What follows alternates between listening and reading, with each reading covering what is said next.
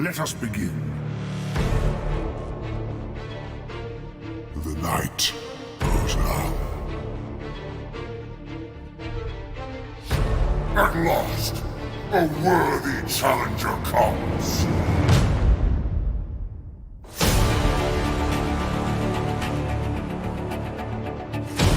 I am in a black mood. I shall enjoy this. Let there be battle. Sister.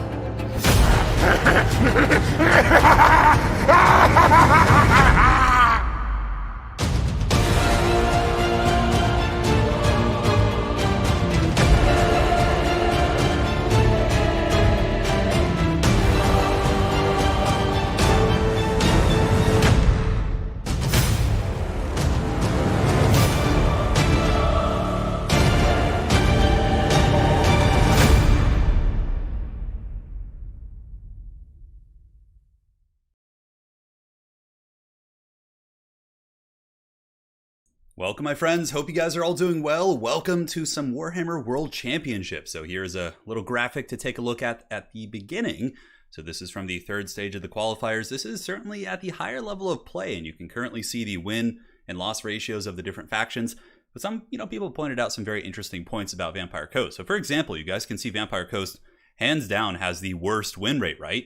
9 wins with 26 losses, a 25% win ratio. But pretty much every single time Vampire Coast is being picked is against Greenskin. So it's kind of like skewing it a little bit. I feel like that's not really an accurate representation of Vampire Coast's overall power. But I do notice that in a lot of the games in the Warhammer World Championship, the Vampire Coast ends up facing off against Greenskin players. And obviously, I think Greenskins have a pretty good matchup against Coast. So just something I've kind of noticed, which I think is quite interesting. And yeah, that is kind of the stats from the third round of the qualifiers. What you guys will be seeing today is going to be elimination rounds. So it's gone from group stages, and now we are on bracketed elimination. So the individuals who do lose their games today will be getting karate chopped from the event. So yes, how you guys doing? Welcome to the stream. It's going to be a good time. Oh, hell yeah, man. Hell yeah. So today we have 3 games. The first series we are going to be showing, and all of the matches from the elimination rounds are best of 5. The first round is going to be Showtime against Sverchrazum. And then after that, we have, I believe, Felkon versus Saphir is going to be the third one we do. And then we have Voidlolz versus Alfredino. So a lot of really, really high-level players, all of whom could potentially win this event. So we're going to be going through all of those matches. And if you guys have already seen some of these games, obviously they've been streamed in different places and some folks have casted them. Please don't spoil the results for other people in chat. You can give a little bit of a hint, but no, don't spoil it. That would be very cool indeed. Yeah, it's a very cool intro done by the Engaging Bear. I believe is his name. Is it Enraging or Engaging Bear? I think it's Engaging Bear. Yes. Welcome. I know the Beastman not doing too bad here. Yeah, the Beastman sitting at 47. It was, there were some big differences. Like in the previous, the Warriors of Chaos win rate is very surprising. But you also have to take into account, it's not, so let's say you went into quick battles or, more casual tournaments, you would see probably some very different numbers because the pick and bans would be a little bit more diverse. Whereas in the Warhammer World Championship, the picks and bans are probably almost the same in every series. But yeah, that is it. Loopy indeed. Yeah, Warriors of Chaos not doing bad and as it pertains to the win rate. One that did change pretty drastically was actually the Dwarves. And we can actually do a little something. So hang tight for a moment. Let's see if I can use the power of technology to make this happen. So, okay, this might be a little bit hard to see. And then we can go ahead and add in stage 2. Hold on. One sec, my friends. All right, so Moors sent me a pretty cool graphic that shows the actual, so we could actually just hide this for now. Hold on a sec. Okay, so let's go ahead and turn this off, and then we can go ahead and add in the comparison. All right, so the comparison between the win rates of rounds. So obviously the level of competition is just going to be getting higher in these 2 rounds. So you guys will be able to see the comparison. A very nice chart that he sent me. All right, let's do it. And there we go. It might be a little bit hard to see simply because of the parameters here. Yeah, you can see you can definitely see a little bit of a difference. Like Empire in the second qualifier had a lower win rate. And that's kind of something we talked about, how Empire is a very high skill cap faction. Granted, it's still not the best. It's still sub 50, right? And then you get the Dwarves, who had a really good win rate in the second qualifier. But once you get to the really high levels of play, I think that's a really accurate kind of analysis of Dwarves overall, in that Dwarves can be very strong on the lower and mid levels of play, but I think once you end up facing off against really high level players, the dwarves get weaker. And you see that here, right? They went from 53% down to like 30-something%. A really, really brutal drop for sure. The Norska staying pretty steady. Lizardmen, you know, there's not too many other ones that are super drastic. I mean, except Vampire Coast. Vampire Coast just got dumped on even more. They're down into the pits of 25%. And Tomb Kings also. You can see, look at that. Tomb Kings had a 35%. And this is like just what we were talking about as well. On previous streams, a lot of you guys in chat, a lot of tournament players who are hanging out, were saying like, yeah, Tomb Kings are good, but they're hard to play, right? So on the lower levels of play, in the second stage, you can see Tomb Kings had a 35%, and then they went up to like a 47%, right? Which is a pretty drastic difference.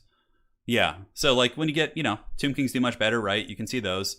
And it's a really, really cool graphic. I'm actually going to be doing a second video on this, kind of giving my thoughts and going over it perhaps with some co-commentators. Should be quite a bit of fun, but that is that for now. So we will go ahead and leave that up, and we're going to be loading right into the first match. So let me pull up this bad boy, and we can have some fun. Thank you all for joining.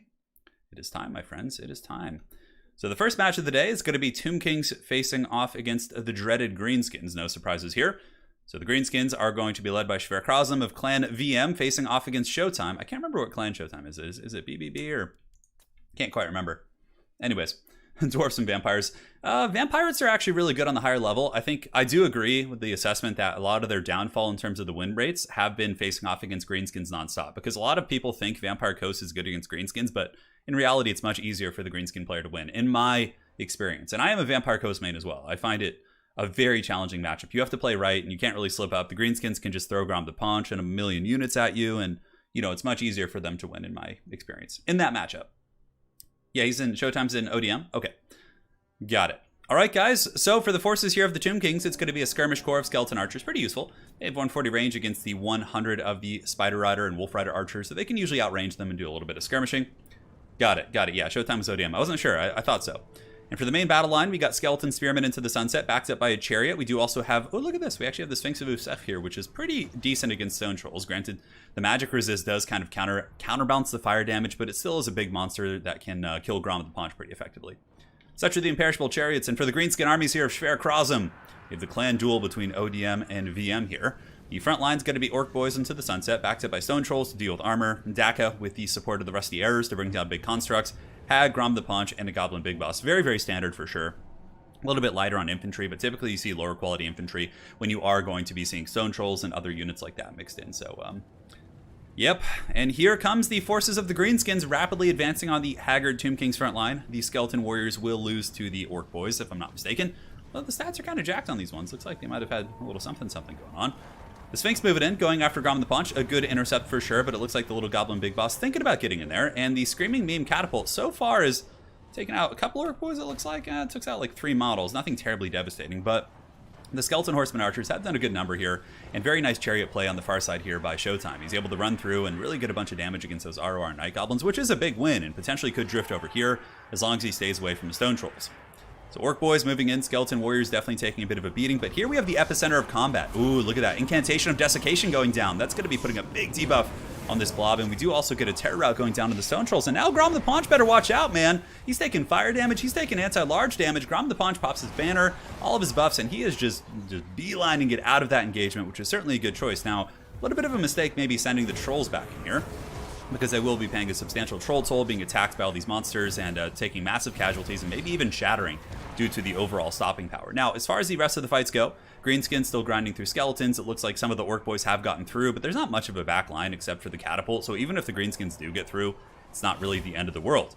On that same note, here you can see the Greenskin Daka line is getting some nice firepower into Cetra in conjunction with Spirit Leeches. Some pretty nice gooning for sure. The Tomb Kings could find a way to shut down this Archer line, and just as I say that, we get a very nice flank coming in from the Skeleton Horseman Archers jumping onto the Orc Air Boys. However, the Orc Air Boys are actually fairly resilient in combat. I mean, compared to the low DPS of the Skeleton Horseman Archers, they should be able to actually beat them in combat, especially with the Wa active. So on that note, the Wa is active right now. Cetra plus the Necrotect here still going after the Giant River Troll Hag. Grom the Paunch coming in, and that's one of the reasons why Grom is really one of the best lords in the entire game, is even though he is a chariot character, he's still very, very good at dueling with his items. He's got the Lucky Banner, he can bring the axe, he's got the Great Enses here. Grom has some really, really crazy dueling potential. Okay, we got a new Shopty Trap coming in, so it looks like there is going to be a new Shopty summon from the Tomb Kings. Oh, but Grom escapes it.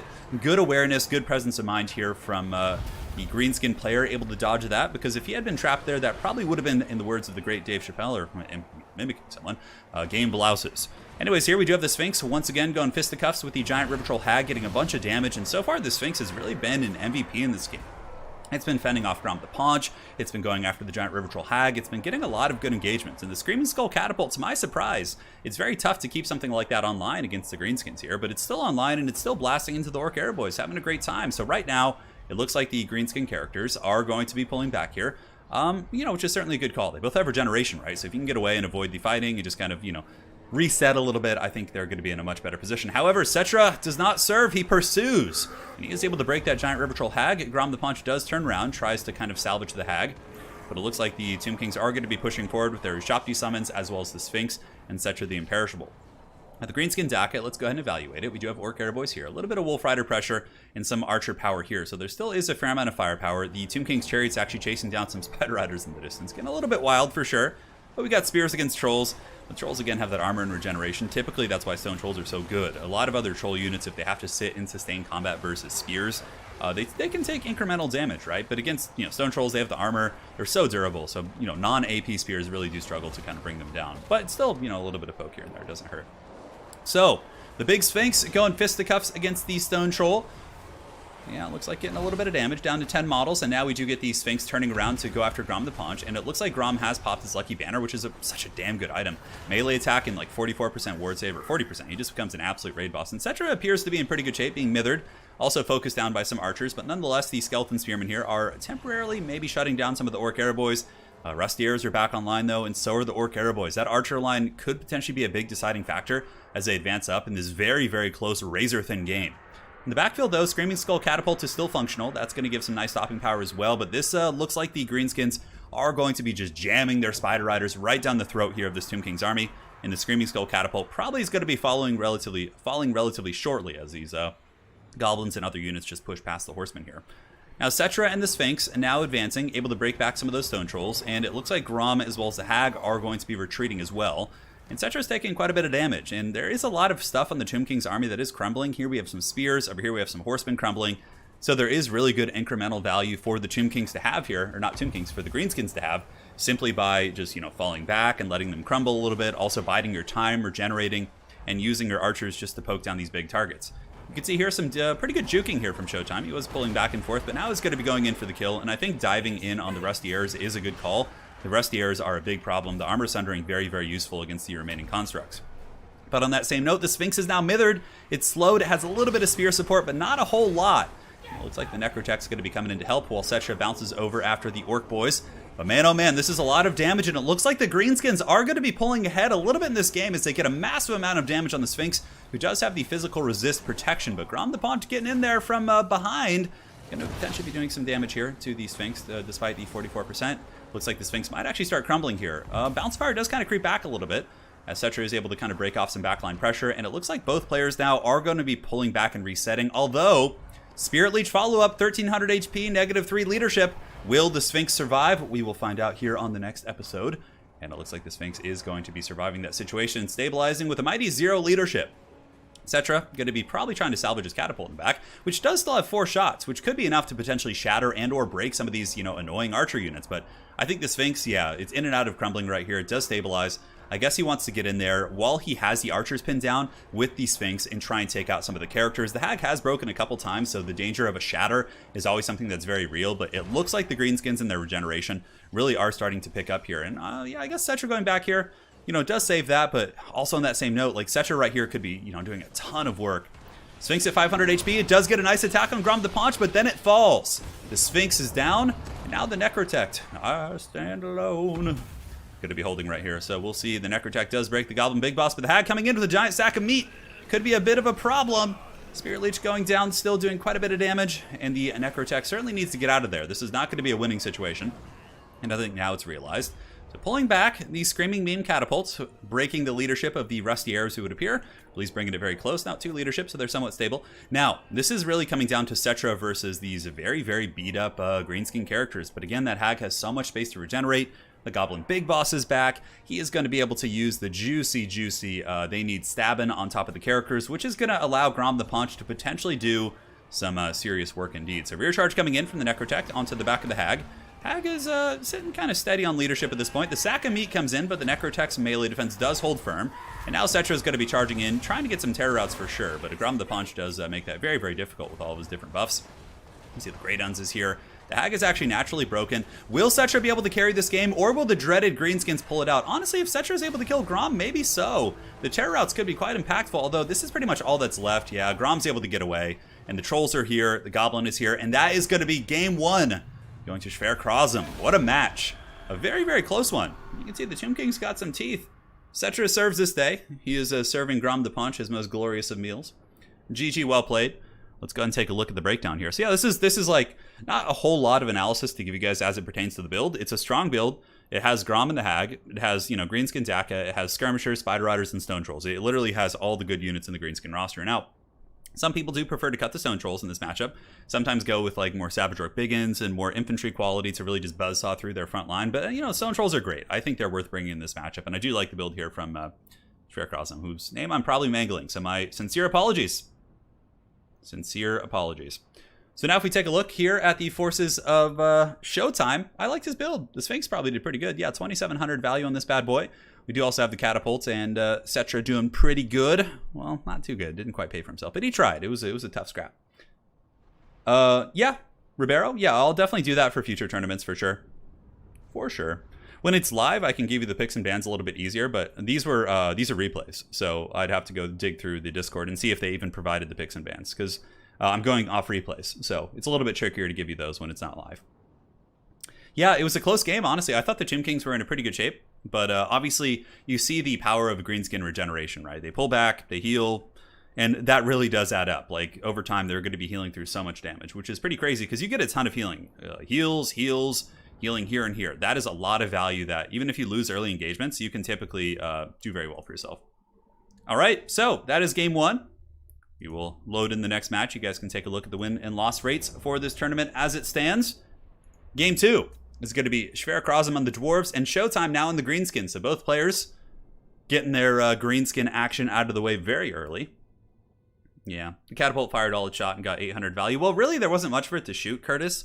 You had, Goblins and Orc Boys. Like, it's mostly crappy troops in general, and Orc Era Boys. Like, there's not a whole lot of value to be had. Yeah. Yeah, it was a good match. Hey, Adrian, welcome, welcome. Yeah, the Greenskins have regeneration on a bunch of units. Correct. All right, guys, loading into game 2 in today's Best of 5 series. We have, looks like Showtime on the Greenskins this time. And Sverchrazum is going to be coming in. No, wait, no, Showtime is on. Hold on one second here. I gotta pull up my sheet to make sure I get this right, since it's all replays. Yes, good, Anakin, good. Good. One sec, just checking everything. Obviously, he can't play the Greenskins again here. So it is going to be Showtime on the Greenskins, facing off against Sverchrazum on the Dwarves. We got it right. We're doing it, man. The power of technology. So, the battle is upon us for the Greenskin Horde. It's going to be a couple Black Orcs. Only 2, actually. You can't have 3 in this matchup, but only going for 2. No, he's got 3. Okay. 3 Night Goblin Squig Hoppers, who, of course, have amazing armor piercing. The main thing in this matchup for the Greenskins is to make sure you have answers for the Royal Dowie Air Force. And it looks like the Greenskins in Showtime do here. So, Forest Goblin Spider Riders here pushing in and blasting into the gyrocopters, it looks like. Yeah, it's mainly just Black Orcs, Goblins, as well as some Rusty Arrows in conjunction with Orc Air Boys. And Azag is also very common in this matchup. I think Azag is even more common than your boy Grom the Punch, simply because of his ability to pressure the Air Force. Now, for the Dwarves here, we do have the dreaded Penta Gyrocopter. So we have a couple basic gyros, looks like 4 in total, with the Gyro Bomber to give you some really, really nice armor-piercing Daka, and also drop those big payloads on the Black Orcs. The main battle line is going to be blasting charges as well as slayers. We do have the Ekron's Miners and the Hero Squad. So we have Gotrek, Grombernal, and Felix, all of which can heal each other. So yeah, it's really coming down to the gyrocopters here, guys. And let us have some fun and see how this battle unfolds. So far, it looks like the Greenskins are pretty well prepared for the Air Force. Not opting to get in there. Ooh, that's a really nice catch there by Sverchrazum. He's able to get the Dowie Gyro Bomber, the Skyhammer, the dreaded Skyhammer, and get some really nice damage here on Azag. On that same note, though, a little bit of a bombing run going down from the gyrocopters, but they're also getting Spirit Leeched, which again is the reason why you see Azag in this matchup, because he can Spirit Leech them, he can attack them, he's pretty fast. He can certainly do some good work for himself. But the Squig Hoppers are getting ready for a big surround, and I have to say this Dwarven army, on the ground at least, is going to crumple like a piece of paper. It's mostly blasting charges. The Slayers, of course, will hold, but they are not going to trade super efficiently. I'm a little bit concerned, for sure, for this Dwarven army. The Gyrocopters don't seem to be doing a whole lot. Obviously, a lot of Greenskin players are going to be prepared for the Air Force, and, you know, the rest of the units are so good against Dwarves that they can get away with overinvesting. And you can see the Blasting Charges do very little against Black Orcs. Black Orcs will dominate Slayers in combat because of their armor, but the Blasting Charges do clean out the Goblins and the Chaff, which is still a victory of sorts. Gotrek, Grombrindle, and Felix probably need to all focus down the Black Orcs, so what I would do is get all three of them and just pile into one Black Orc unit and try and get as many kills as you possibly can. And then we do get the Squigs coming around the back. Squigs jump on the characters here. Not bad, you know, it's going to be tying them down. Fanatics going through the Dwarven ranks as well, tearing through the Miners in the front, including the Ekron's Miners. See some big damage. Yeah, these Miners with Blasting Charges getting shreked pretty bad, and as soon as there's any more impact, it is going to be quite devastating for sure. Oftentimes with Gyrocopter builds, you see more elite armies from the Dwarves on the ground. For example, you see like Ironbreakers and things like that, which can hold and buy more time for your Gyros. Because currently the Gyrocopters are not having a good time at all. Spirit Leech is going down. Looks like an attempted bombing run here onto the Rusty Errors. Yeah, they park over the top, and unfortunately he was a little bit off on his angle, and it barely does any damage. The second one, though, drops a nice little payload and does some work. But now the Dwarves are holding in a valiant last stand. Yes, valiant last stand. I just woke up. My brain is a little bit out of it, but we're waking up. We're getting going. I slept in super late. I was up till like 4 a.m. doing a little bit of Warhammer painting. Always a good time. So the character squad, also very important here for the Dwarves, is to make sure you keep your goon squad together. Gotrek's isolated here, Grombrindle and Felix. So for example, you could get Azag, you could fly in, you could attack Felix pretty safely from this angle right here. Oh, look at the bombing runs coming in from the Skyhammer. Oh, nice bombing runs. The Black Orcs tasting some hot napalm there as they get bombarded by the dreaded Skyhammer. Oh yeah, look at that. The Dwarf army actually buckling off a lot of the Greenskin force. The Greenskin archers and Azag, I think, need to get a little bit busier. I think that Azag could be charging into the Skyhammer, really disrupting that piece, and yeah, buying a lot of support for his troops on the ground. But nonetheless, they're not called the Greentide they're called the Greentide for a reason. And now they're going to keep piling in. We got more Orc boys, we got more Black Orcs, and yeah, the Dwarf army is pretty much completely crumpled. All we really have left is Felix. We have Grombrindle, and Gotrek is running around angrily somewhere in open field. And now you can see the Greenskin DAC are really starting to add up as the Gyrocopters are all being focused down. Squigs are chasing down all the scraps here. And I honestly think that this is going to be a Greenskin victory. The Hero Squad is very cool, but they're going to struggle to get through just the amount of chaff. And on top of that, Spider Riders can surround them, and then Azag can cycle charge them. The Orc Arrow Boys can kind of tee off into them and do some really good work. And yeah. Turin, man, you have the life. 4 a.m. painting the good stuff. Yeah, I know. I have a really bad sleep schedule. I'm a creature of the night. Like, I like to read late at night. I like to paint minis. It's just, it's brutal. But, you know, it is what it is. So pretty successful bombardments in the kind of middle stages of the game. The steam cannon's actually able to break off the Black Orcs. And yeah, the Hero Squad's holding. I would be really, really shocked if the Dwarves were able to win the game at this point. Azag, I think, is currently chasing stuff off. Yeah, he was chasing off the Gyrocopter here. He's now back. Azag's very quick. He's got 110 speed, 105 on Gyrocopters. So in a chasing scenario, he can eventually catch them, which is quite cool. Here comes the Black Orcs, and you guys want to see something funny. If you zoom out really far and look at the Black Orcs, they look like hockey players. It looks like they're carrying like giant hockey sticks and like running. You see that? Look at that. They're like kind of running on the ground with that really funny stuff. Anyways, Gotrek and the boys fighting shoulder to shoulder. It's still a fair amount of stopping power, and I mean, if Azag plays sloppy, so if he like dives in with Azag and lets Azag get gooned by those characters, it could certainly be a victory for the Dwarves still. I hesitate to call them Dwarves. It's more like an alliance of heroes now. They have Felix, they have Gotrek, and Grombrindle. The Gyrocopter being sent into combat here, a little bit of a mistake. Maybe he's trying to escape Azag. Yeah, it's hard to say. He goes in. Azag's going to be coming in for the kill. Oh, no! Not like this. The flash bomb going down, and the Dwarven character squad's coming in with the steel chair, but oh, man. Azag was just barely able to get away. That was actually very close. If all three of them had been able to hit, oh, my goodness, that would have been some huge, huge damage. And yeah, guys, now we got a little bit of a scrap on our hands. Azag's quite low. Greenskins still have a lot of ammo, though. I mean, we have like over 50% here. It looks like we have about 20 there. We have Black Orcs, we have Spider Riders, and Spirit Leech is going down. I mean, basically what you do, if you are in this situation as the Greenskin player, what you want to do is basically just go after Felix. You just dive in, you Spirit Leech him, you get him routed off the battlefield, and then eventually you can just grind down the other troops here. Rusty Air is being sent into combat a little bit. These are two very, very angry dwarves. Chasing down the Rusty Arrows, a little bit of friendly fire, and Gotrek taking 1,000,000 arrows, but he does have Gotrek's Doom popped, which is going to give him 44% ward save. Also, I've noticed that, I don't know if they actually fixed it, but I noticed that Gotrek's heal is a lot more efficient. It actually works now. Oh my god, this would be such a trollish Dwarven victory if this happens. Look, he's got Karagul too! Oh yes, the mighty sword of Felix. Fire damage, melee attack, bonus versus infantry. And those Black Orcs are being taken out by the hero squad. Check this out. It's almost like something from one of the books. Yeah, there he goes. Oh, that Black Orc took the business. Felix, I don't know what's going on with him. It looks like he's like having some food poisoning or something. But anyways, yeah, took a little bit of a staggering blow right there. He is back in business, and he is healing those characters. Like the entire time Felix is sitting here, he's healing them, and the Greenskins are kind of just throwing stuff at them. I honestly think it could be prudent to just not engage with anything in melee and just kind of use your ammunition and kite them and poke them and just spam spirit leeches and things like that. Oh my god, this is just such a meme. Well, it seems to be going. There's a gyrocopter coming back. It may have some bombardments left in the back pocket. Azag is obviously being very careful. Another tactic you could do is surrounding them with the Spider Riders with one at a time and cycle charging with Azag to try and goon. Oh my god, I thought he was going in there. I was like, oh my god, that's going to go so bad. Flash Bomb could potentially be back up. And now the character squad moving in, starting to karate chop some of these poor goblins. And you can see a couple of them being punted into the Age of Sigmar there. And yeah, these goblins will be breaking. -5 leadership, no surprises. But, you know, they're making a valiant sacrifice for Gork and or Mork. And the gyrocopter in the back does actually decide to dive in with 78 HP, but it does shatter there. And I think Azag will quickly realize that and not chase. Now, at this point, the dwarf player really needs to make sure that he's juking with Gotrek, going back and forth.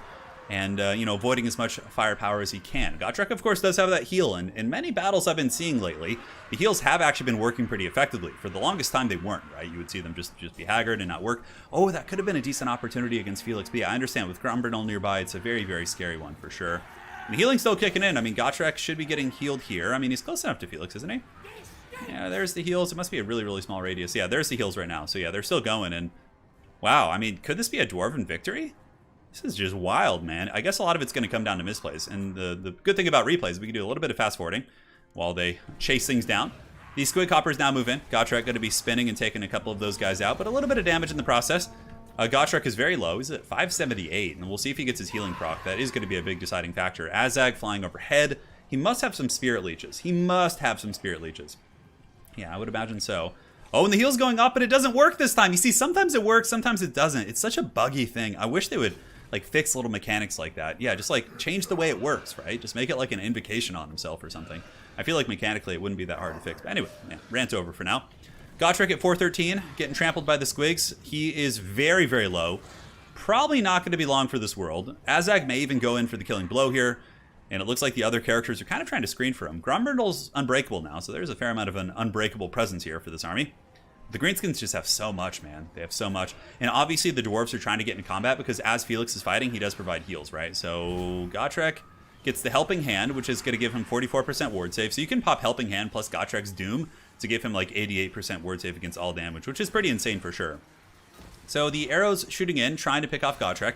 Oh my god, that must be so frustrating for Azag, like just wanting to take out Gotrek, but he just can't quite get it. It's like, it kind of reminds me of like the old school days of like dealing with Orion and, you know, like when he had like crazy ward save and regeneration before he got nerfed. But yeah, it's pretty wild. All right, so here they go. Charging once again, the Greenskin arrows, you know, fairly lore friendly, right? The Greenskins probably wouldn't want to fight Gotrek up close. The Squigs do have a fair amount of anti-infantry impact, so they might be able to finish off Gotrek on the charge. We will see.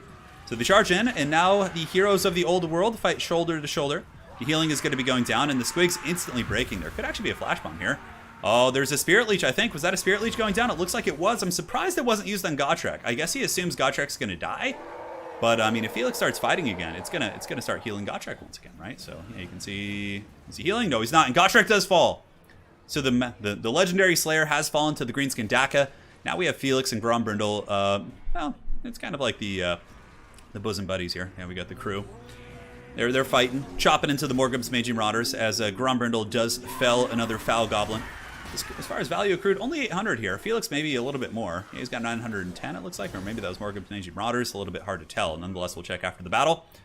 Very, very conservative play here from the Greenskins, which I think is smart to an extent, although I think Azag may be healthy enough to kind of risk. You can see that earlier Azag and Showtime were charging in. He was basically trying to bait out the flash bomb. So what you do is you charge, your opponent reacts by popping flash bomb, and then you pull up right before you land, right? And then you've wasted their flash bomb, and then you can pull back in and do your thing. So yeah, they're still healing. There should be. I don't know why the healing isn't proccing. Is there some sort of a condition I'm not aware of? Or does Felix have to like literally be swinging his sword here? Okay, he has to be in melee, which he is. And yeah, okay, now it's healing. It seems like if he's like standing there not swinging his sword, it doesn't like count as being in melee. Now they're moving after it, going after the Orc Airboys. Oh my god, this is just an absolute circus of a game. Yeah, the Orc Airboy is going to get cleaved pretty quickly. Obviously, Felix does have a bonus for his infantry, and with Karagul, he hits like an absolute truck. Look at that, man. 90 melee attack, beautiful bonus versus infantry. I mean, that's got to be like a bonus versus infantry of like 50 or 60 or something. So that's going to be a big buff to his damage.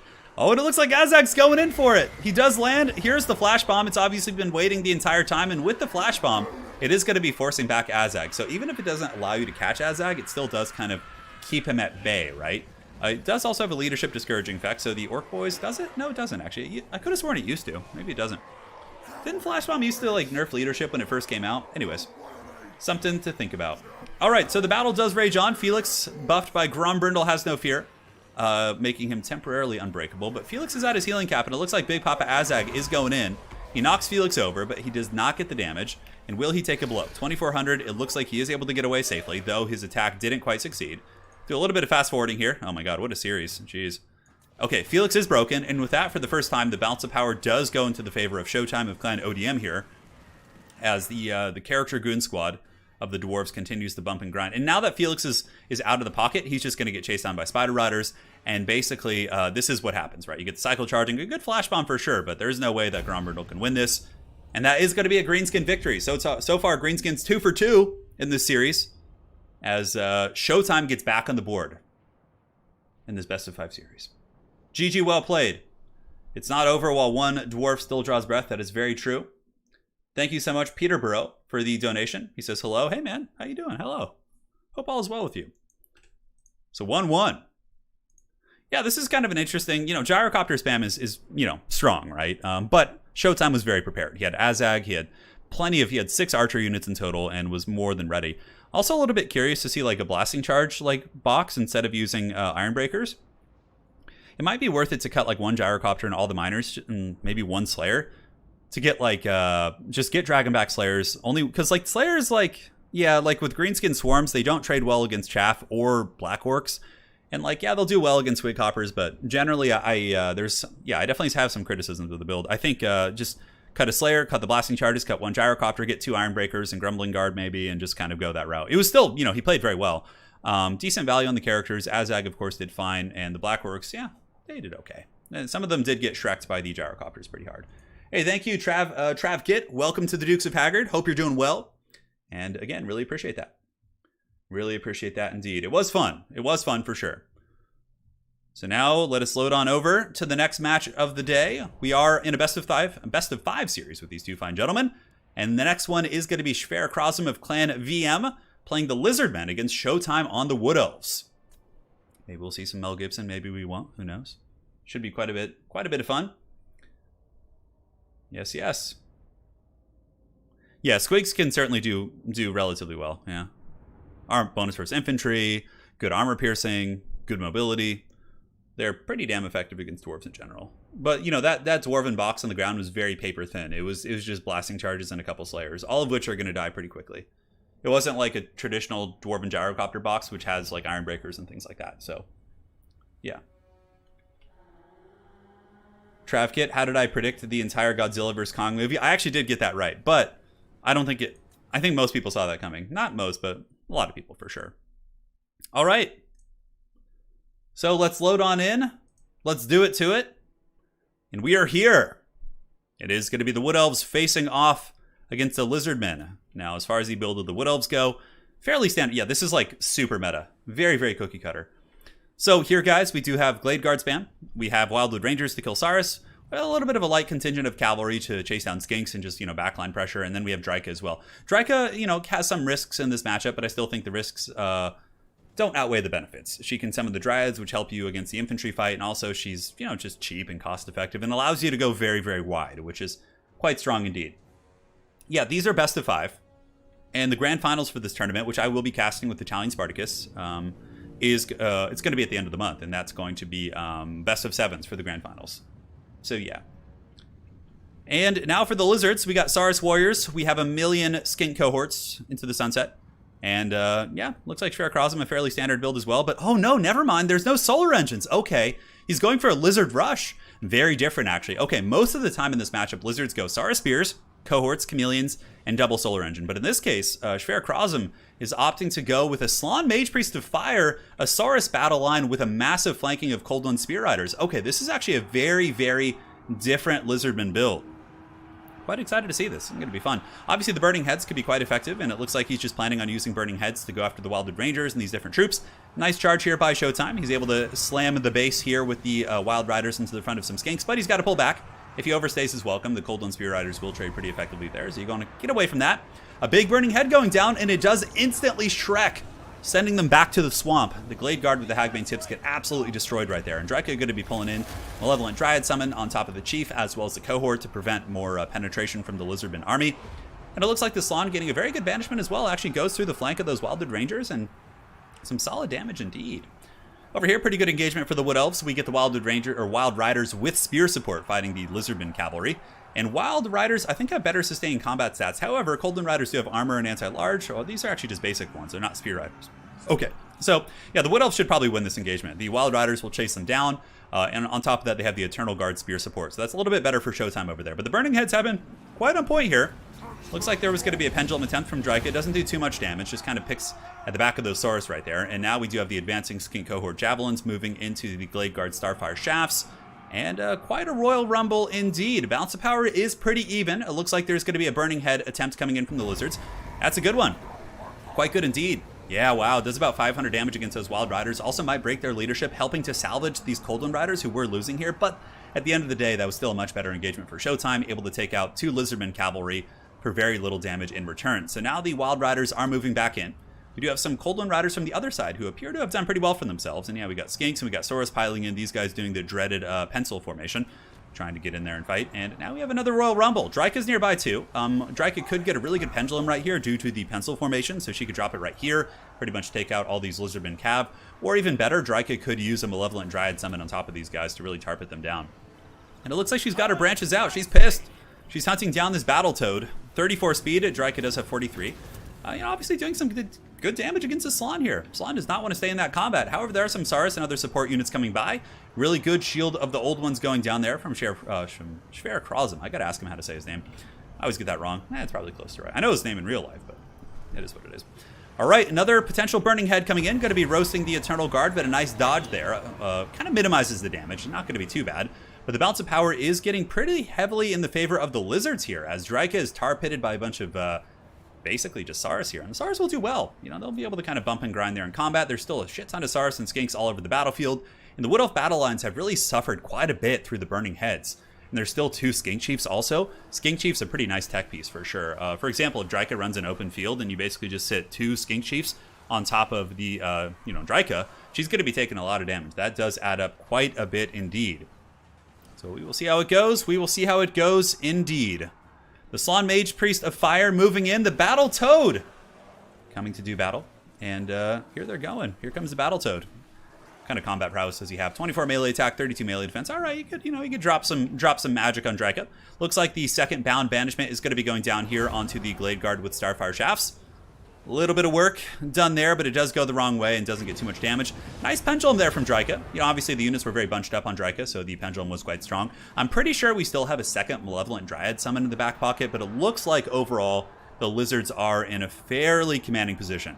They have the 2 heroes, they have a lot of infantry that are very sustainable. There's no Wildwood Rangers to really grind through the infantry quality. It's mostly just tattered Eternal Guard and very beat up Wild Riders here who are just being, grinded to dust. And it looks like that is going to be a victory for the Lizards. So Sverchrazum going up 2-1 here in this best of 5 series. Thank you again for joining. And yeah, we're doing it. We are doing it indeed. So cool match. I think it was very refreshing to not see Solar Engine spam.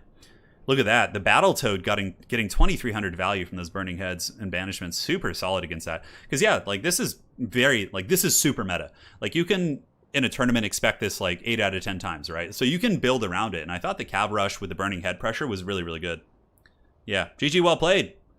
GG well played indeed, my friends. And now we go on to the next match in this best of 5.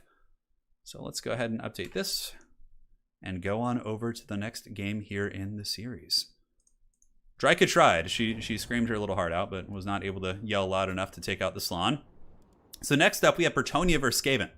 So it's going to be Sverchrazum of Clan VM against ODM Showtime in Bretonnia. All right, all right, all right. Welcome, welcome, guys. Welcome, welcome. So the players, obviously these are being done via replays, but the players are picking their factions using a pick and ban system, just like you see in ECLs and, you know, all the tournaments I host on my channel. Yeah, so it's just standard pick and ban. The standard picks and bans.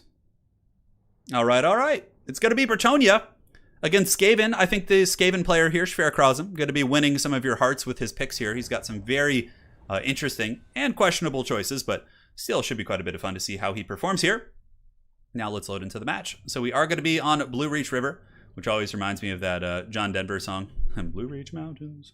All right, guys. So we take a look here at the forces of Bretonnia. We got peasant mobs, men-at-arms, a million knights of the realm. Knights of the realm are the optimal choice, I think, against Skaven. They defeat the monsters, have enough shock damage to do well against the infantry.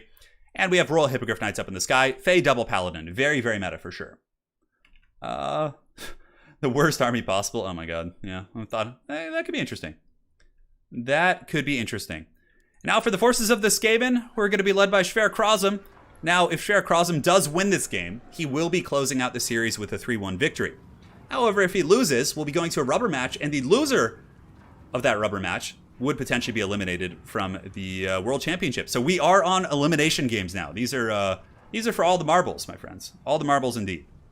So for the Skaven, we got Gorich, baby. The Corn Rat. He's coming in.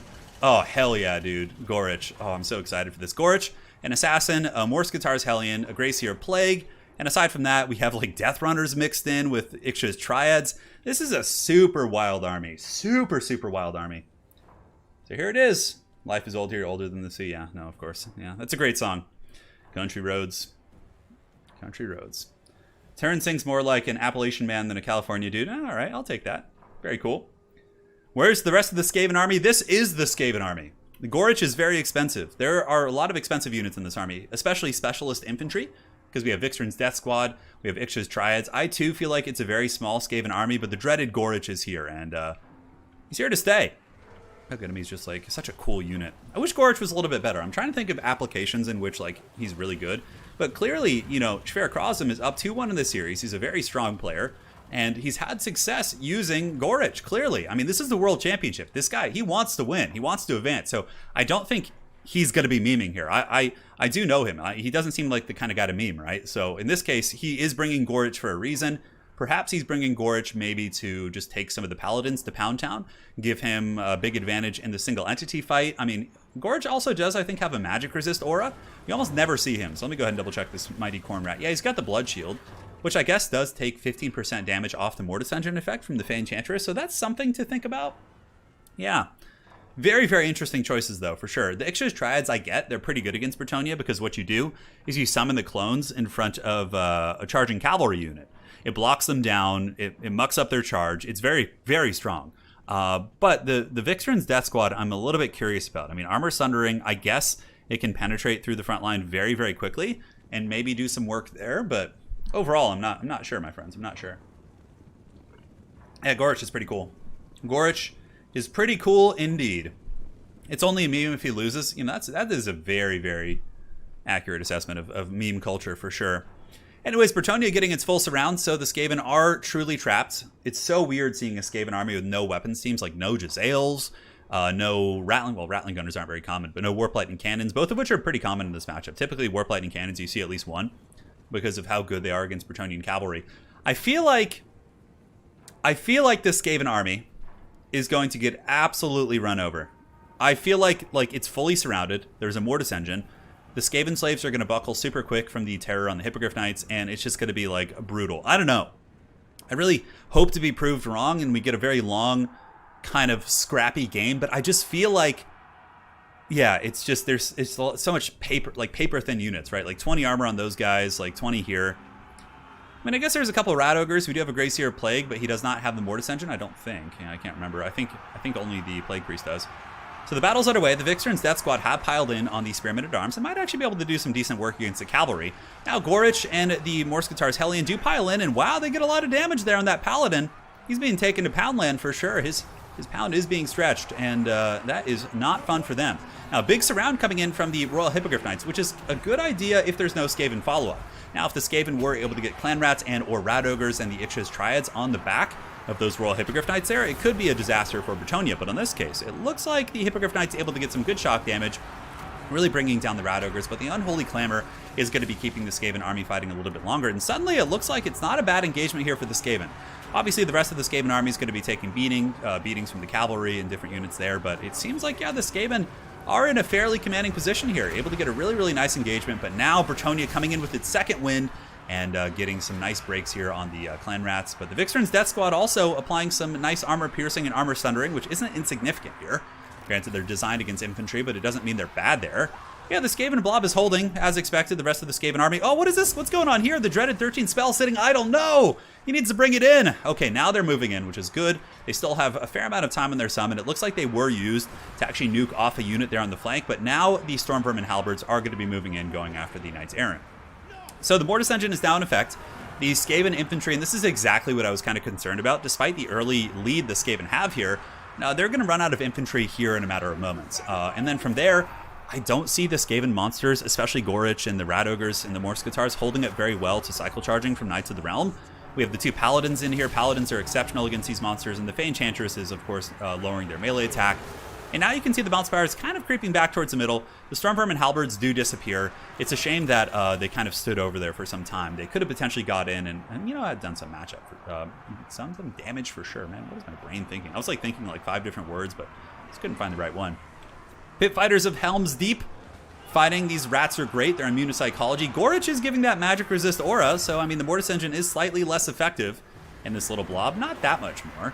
And the Paladin getting gooned a little bit. Looks like this Paladin is trapped, taking some nice prison shanks here from the Ixchis Triads, as well as Big Papa Gorich getting in there and Space Jam slamming this guy. And it looks like the Paladin is broken, and Gorich is hot on the hunt. Is Gorich going to be able to get him? He comes in with the Mike Tyson uppercut there, but the Paladin looks like he is going to be able to escape as Gorich does his leaping attack and still does not hit him. So Skaven really maintaining their Death Star, and looks like my predictions were wrong. You know, I thought the Skaven army would buckle much quicker, but it proves that the Unholy Clamor with the leadership buff was really able to kind of help mitigate the Alpha Strike. No, Gorich is overextending into open field. He needs to pull back. It's really important for the Skaven here to stay in their Death Star. If they overextend at all, this game is going to be most likely over. I feel like Bretonnia is going to be able to get some picks. And this is really big for Bretonnia. This is do or die. If Showtime loses this game, he will be eliminated from the World Championship, and he's going to be paying a bit of a troll toll for sure. So, Morskatar's Hellion, Gorich. Let's go ahead and take a look at the value on Big Daddy Gorich so far. He's probably been able to get some, yeah, 1,200, really not bad, almost paying for himself. Not quite there. Looks like right now going after the Royal Hippogriff Knights. Fey Enchantress has piled back in, the Mortis Engine draining down the Ixchis Triads. The Unholy Clamor once again helping the vigor of the Skaven army. You can see Gorich is very tired. The Bretonnians are very tired as well. Greyseer is very tired, and winded here on the Ixchis Triads is certainly quite nice. Yeah, the Skaven blob is actually holding its own. However, the Paladins are able to rally. Fey Enchantress able to cackle and get away here on her Unicorn. But one Paladin is going to be getting gooned pretty hard. That will certainly tilt the balance of power for the rat people, as the Paladin does flee into the sunset. Although Skaven don't have any wolf rats, they don't really have any way of actually pursuing and, you know, punishing that Paladin's retreat. So that Paladin will probably come back and will indeed get some heals. But yeah, the Skaven have lost pretty much all their chaff. And now this is very typical Skaven. Oftentimes they basically just devolve into a bit of a blob army. It happens at almost every Skaven game. So we got Gorich, we got the Morskatar's Hellion. I bet they're really wishing that they had some healing right now. Of course, they could have a Packmaster providing heals, or they could have Big Chungus throughout the Unclean also using his Remoldered, which would be super insane value right now. But again, then you wouldn't have the Greyseer, and the Greyseer has done quite well this game. The Unholy Clamor providing leadership to the Skaven blob at points when, you know, there were certain points where Gorich and or the Morskatar's Hellion were very, very close to breaking. So Gorich and the boys moving forward. The Ixchis Triad clones have been used here. Bretonnia just basically chasing down random rats around the map. So we have some Skaven slaves being rode down over here by the Knights Errant. It looks like over here we do also have some Clan Rat Spears being rode down. And basically the Bretonnian player biding his time. He is, of course, obeying the attacking rule by attacking these loose Skaven units around the battlefield. And just, you know, trying to get Fey Enchantress some Winds of Magic, get some regrowths. Probably get, you know, potentially an Earthblood on the Paladin, the Fey Enchantress, as well as the Hippogriff Knights. That would be very, very strong. So we'll do some fast forwarding here. You can see the Clan Rats there being shattered and broken. Both players, look at this. The final showdown is upon us. They are staring at each other. It is time. I love these like haggard standoffs like this. It's so funny. Yeah, the Skaven player might as well just chill though. Recover his vigor, right? Like, yeah, you don't need to move at all. I would just honestly just stand there. Or just walk like this. That's fine too. So Gorich and the boys moving. Bretonnia getting ready for its full surround. There you can see the Earthblood is going down. Bretonnia getting in position. And yeah, it's going to be the final showdown. Now, this could be a big leadership break for the Skaven. That's the one thing I'm a little bit concerned about. Their army is obviously pretty strong, but the healing from the Fey Enchantress has actually normalized the balance of power. And there's another Earthblood right there. And here comes the Bretonnian Horde. Yes, yes. Here comes a surround. Peasant mobs moving in from all which directions. And here it goes. Yeah, Hippogriff Knights, Peasant mobs getting ready to battle. The Skaven player trying to move out. But, you know, he's getting his vigor back. His units are only tired now. And the Bretonnians, I think, are more or less the same, actually. Yeah, it looks like it. And Peasant mobs are now in combat. So, we have the fighting. Gorge going to be space jamming some of these Peasant mobs. They should be breaking. Now the Bretonnian Cavalry is going to be charging in as well. And here we go.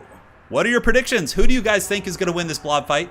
Although there's a bit of a delay. Oh, the dreaded 13th spell is coming, I think. Yes, look at that. Oh, baby. That's really, really nice.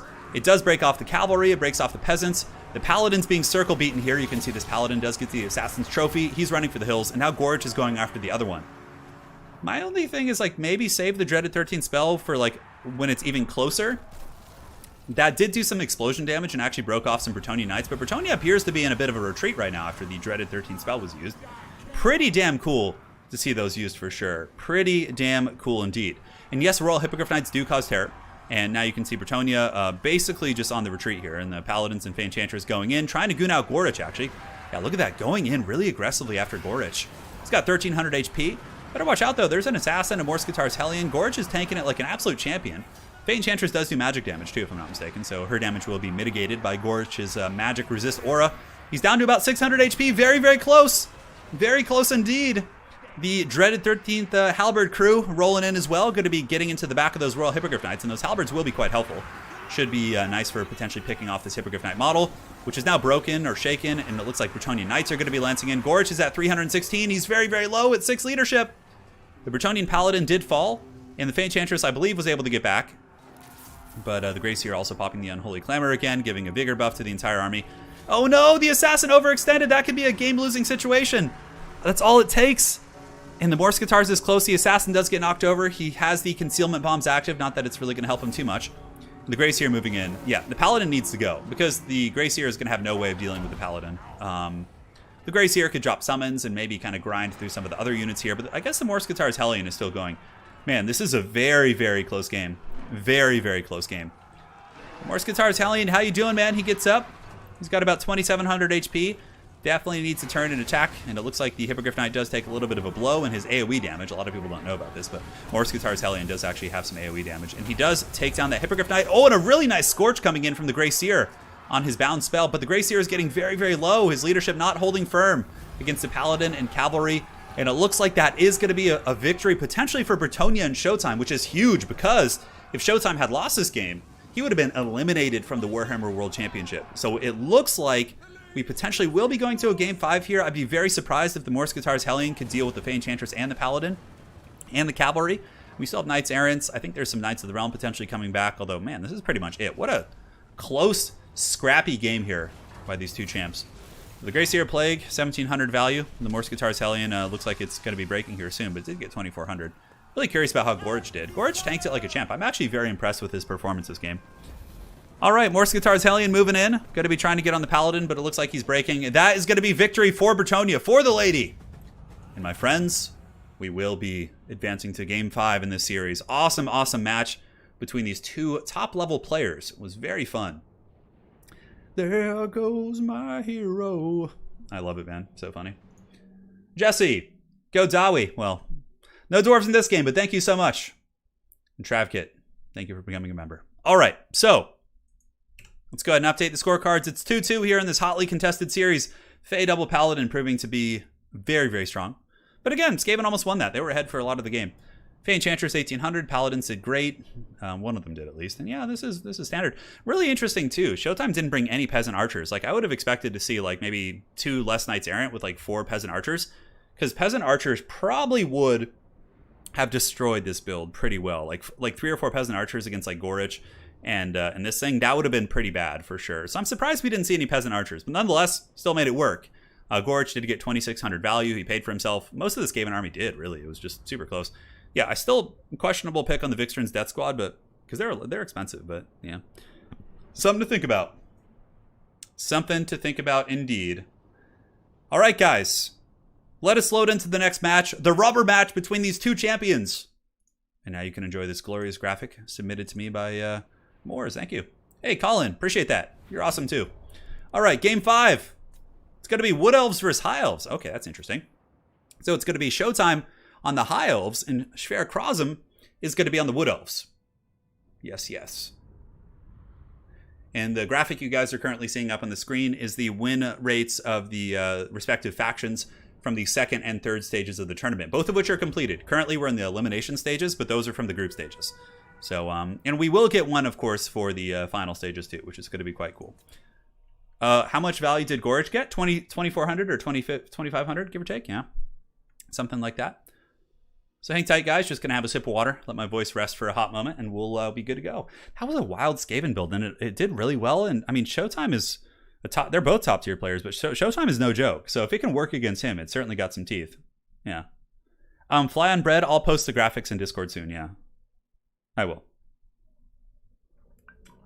As a matter of fact, I'll make maybe make a sub channel discussing the Warhammer World Championship, and we can do it like that. Yeah. Too much Showtime Total War if I play Bretonnia. Oh, is that you, Showtime? Welcome, welcome. Yeah, it's pretty interesting not seeing Peasant Archers for sure. They're so common in that matchup, but like, yeah, it's still, he made it work, man. His micro was incredible. Yeah, I was really surprised to see Gorich do well. Like, really surprised. To the king! Or it's more like to the queen for Bretonnia, but you get the picture. Currently playing a Fey Enchantress campaign. I've really been enjoying that bad boy. All right. All right.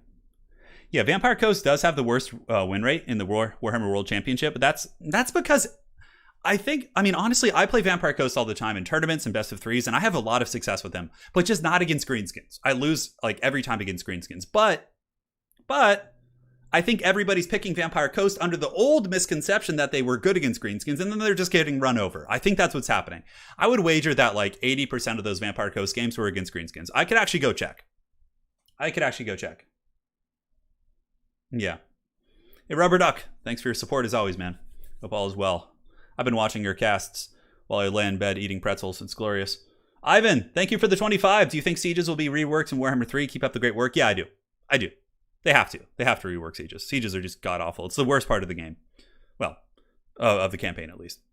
All right. So let us load in. It is time. The fate of the old world is to be decided here. One sec. There we go. Perfect. Because Vampire Coast is still strong. They're not bad. They're just, I think their appropriate win rate would be that Vampire Coast should be like around 40 to 45%. I still think they're not like as good as they used to be, and they're a very hard to play faction. But I think Vampire Coast like should be between 40 and 50%, like somewhere in that ballpark, yeah. All right, guys. So for the forces here of the High Elves, who are going to be led by Showtime, this is the rubber match. The loser of this series will be eliminated from the Warhammer World Championship. We got Silver and Guard frontline, which is super meta and super strong. Silver and Guard dominate Dryads. Dryads do magic damage, and they also have low AP against high armor and high magic resist. Silver and Guard are like the best counter against the Wood Elf front line. On top of that, against War Dancers, they have armor. Like, they're so good. They're good against cavalry. I've seen so many games where the Wood Elf player simply loses because Silver and Guard just like grind them to dust over the course of like a 10-minute game. Very, very strong for sure. So in the secondary line here, we have a Million Lothern Sea Guard backed up by double Dragon Princes, and it is going to be an Archmage of Fire, which is good. Burning Head is obviously very powerful, and yeah, I like that choice. The Dragon Princes, Heavy Cavalry have always been very good against Wood Elves. Wood Elf Heavy Cav via Wild Riders struggle against armor, and Stag Knights honestly get wrecked by Dragon Princes on the charge in my experience, so yeah, I think that's a very strong choice here. I like this army from Showtime. And now for Sverchrazum, the champion of Clan VM. He's got Dryads in the front, backed up by Deepwood Scouts with Swift Shiver Shards. A very interesting choice. And then Hagbane Tips here in the back with Dryka, who's going to be receiving some fireballs to the face. Let us know your predictions. Who are you rooting for? You rooting for the High Elves and Showtime to advance here in the Warhammer World Championship? Or are you rooting for Sverchrazum and the dreaded Wood Elves? Do let us know. Do let us know indeed. All right, guys, so the battle is underway. We did have this, a very similar replay soon. On one of my previous streams, we did have like this matchup, and it basically was Silver and Guard doing the business, but don't worry, this is a different replay. It is a different replay. Yes. So Silver and Guard moving up. They do have charged defense against all, so ideally they just want to sit still. They have silver shields too, so they're more than happy to waste the ammunition here. While the Lothern Sea Guard, the High Elves, I love this High Elf build. It's so simplistic. It's like spears, bows, cav, and just like a caster lord, right? It's very much like like straightforward, down to business. Another Fireball does hit Dryka, doing a little bit of damage. She is weak to fire, so that certainly is quite cost effective. And it looks like the High Elves are actually advancing up. Lothern Sea Guard do have 165 range against the 170 of the Hagbane Tips, so they have to get a little bit closer. But here comes the fighting, and it looks like there's going to be a charge coming in from Silver and Guard against the Dryads, and the Wet Noodle contest has begun. Now, where do we see the Burning Heads? That is the big question. We also haven't seen the Cavalry activated yet. The Dragon Prince is kind of lurking in the wings. I can see Dragon Prince is getting some good frontal charges. Oh, a brutal Pendulum coming in from the Wood Elves, and a decent Burning Head also breaks the Dryads, so both players trading back and forth. However, I think the Pendulum did a little bit more damage value overall. And Dryka with a beautiful summon here in the backfield. Malevolent Dryads could potentially shut down 2 of these Lothern Sea Guard, but it looks like the Dragon Princes are going to be summoned to move in and deal with those Malevolent Dryads and try and save the Lothern Sea Guard, which I agree with that decision. I think it's quite good. Yeah, very much a close fight. Dragon Princes kind of waiting in the wings right now, being shot by a bunch of archers, but the Lothern Sea Guard are taking apart the Deepwood Scouts pretty heavily. It looks like arrows of Kernus going into the Dragon Princes as well from the Waystalkers, doing some damage, and another Fireball attempt going in from the Archmage of Fire, knocking Dryka over, doing not as much damage as you would think. And some Dryads do get through the front line against the Silver and Guard, but the Cavalry, the Dragon Prince, is going to be quick to intercept them and probably break them. We'll see, but there's a lot of focus fire here. A very good Melkoths. The magic damage does actually surpass the physical resist of the Dragon Princes, and it forces them back, it slows them. It really allows the Wood Elf Archer line to generate some solid value for sure. Oh, another Pendulum. This is going to be strong. That's going to be really strong. Oh, brutal Pendulum. Brutal stuff. And a little bit of a misplay, too, from the Wood Elves, having like a ton of units stacked on top of the Silver and Guard. But it looks like the Dryads are like trying to bum rush through. They're rushing the gates. Yeah, they actually run through, and now they're just going straight into the backfield, which is really interesting. The Silver and Guard holding part of the unit at bay, but man, oh man, we got a very close game here. Another Burning Head going down. It tickles the Swift Shiver Shards, but not quite as devastating as the Pendulums have been this game. Granted, I think the Burning Head could have been a little bit better maybe against those 69 Eternal Guard. All right, that's what she said. But it's a very close fight. Balance of power, a little bit Wood Elf favored. The Pendulums have been quite devastating, and the Archmage of Fire is a little bit low. I love the usage of the Armor of the Stars here by Showtime. I think that's so nice. Giving it stock and unspottable means that the Waystalkers can't snipe it, which is what they've been doing the entire game. That's why that Archmage is low, right? Because of that focus fire. Dragon Princes being forced to fight some of the Eternal Guard, just trying to clean up the Archer line. Lothern Sea Guard are turning and have been doing some beautiful damage, and here's another Fireball right down the pipe. Ooh, brutal Fireball! Tears through those Eternal Guard, definitely going to allow the Silver and Guard to 2v1 that fight. And now we do get the concave fire of the Lothern Sea Guard shooting into the archers here in the distance. So the Glade Guard Hagbane Tips being focused down by quite a bit. And it looks like the Dragon Princes are going to be bum rushing up and through. Okay, this could actually change things. The Dragon Prince play right up the middle. There's not a lot to defend this, but a very good Melkoths there. Is going to be buying some time for the Princes, who are rerouting. It looks like they changed their mind. Didn't want to go after the Archers. I thought that could be a strong play going back here, but they decided instead to crush the Dryads, which, you know, is arguably just as good of a play. It opens up the Lothern Sea Guard again. It opens up these Cavalry. It's definitely a very freeing move. Now, the Waystalkers are once again shooting at the Archmage of Fire. Showtime is being forced to juke, but very good targeting here by Sverchrazum. Just sitting on top of the Archmage of Fire and really buttering that thing's bread. Yeah, you can see it's taken quite a bit. Juking back and forth. Yes.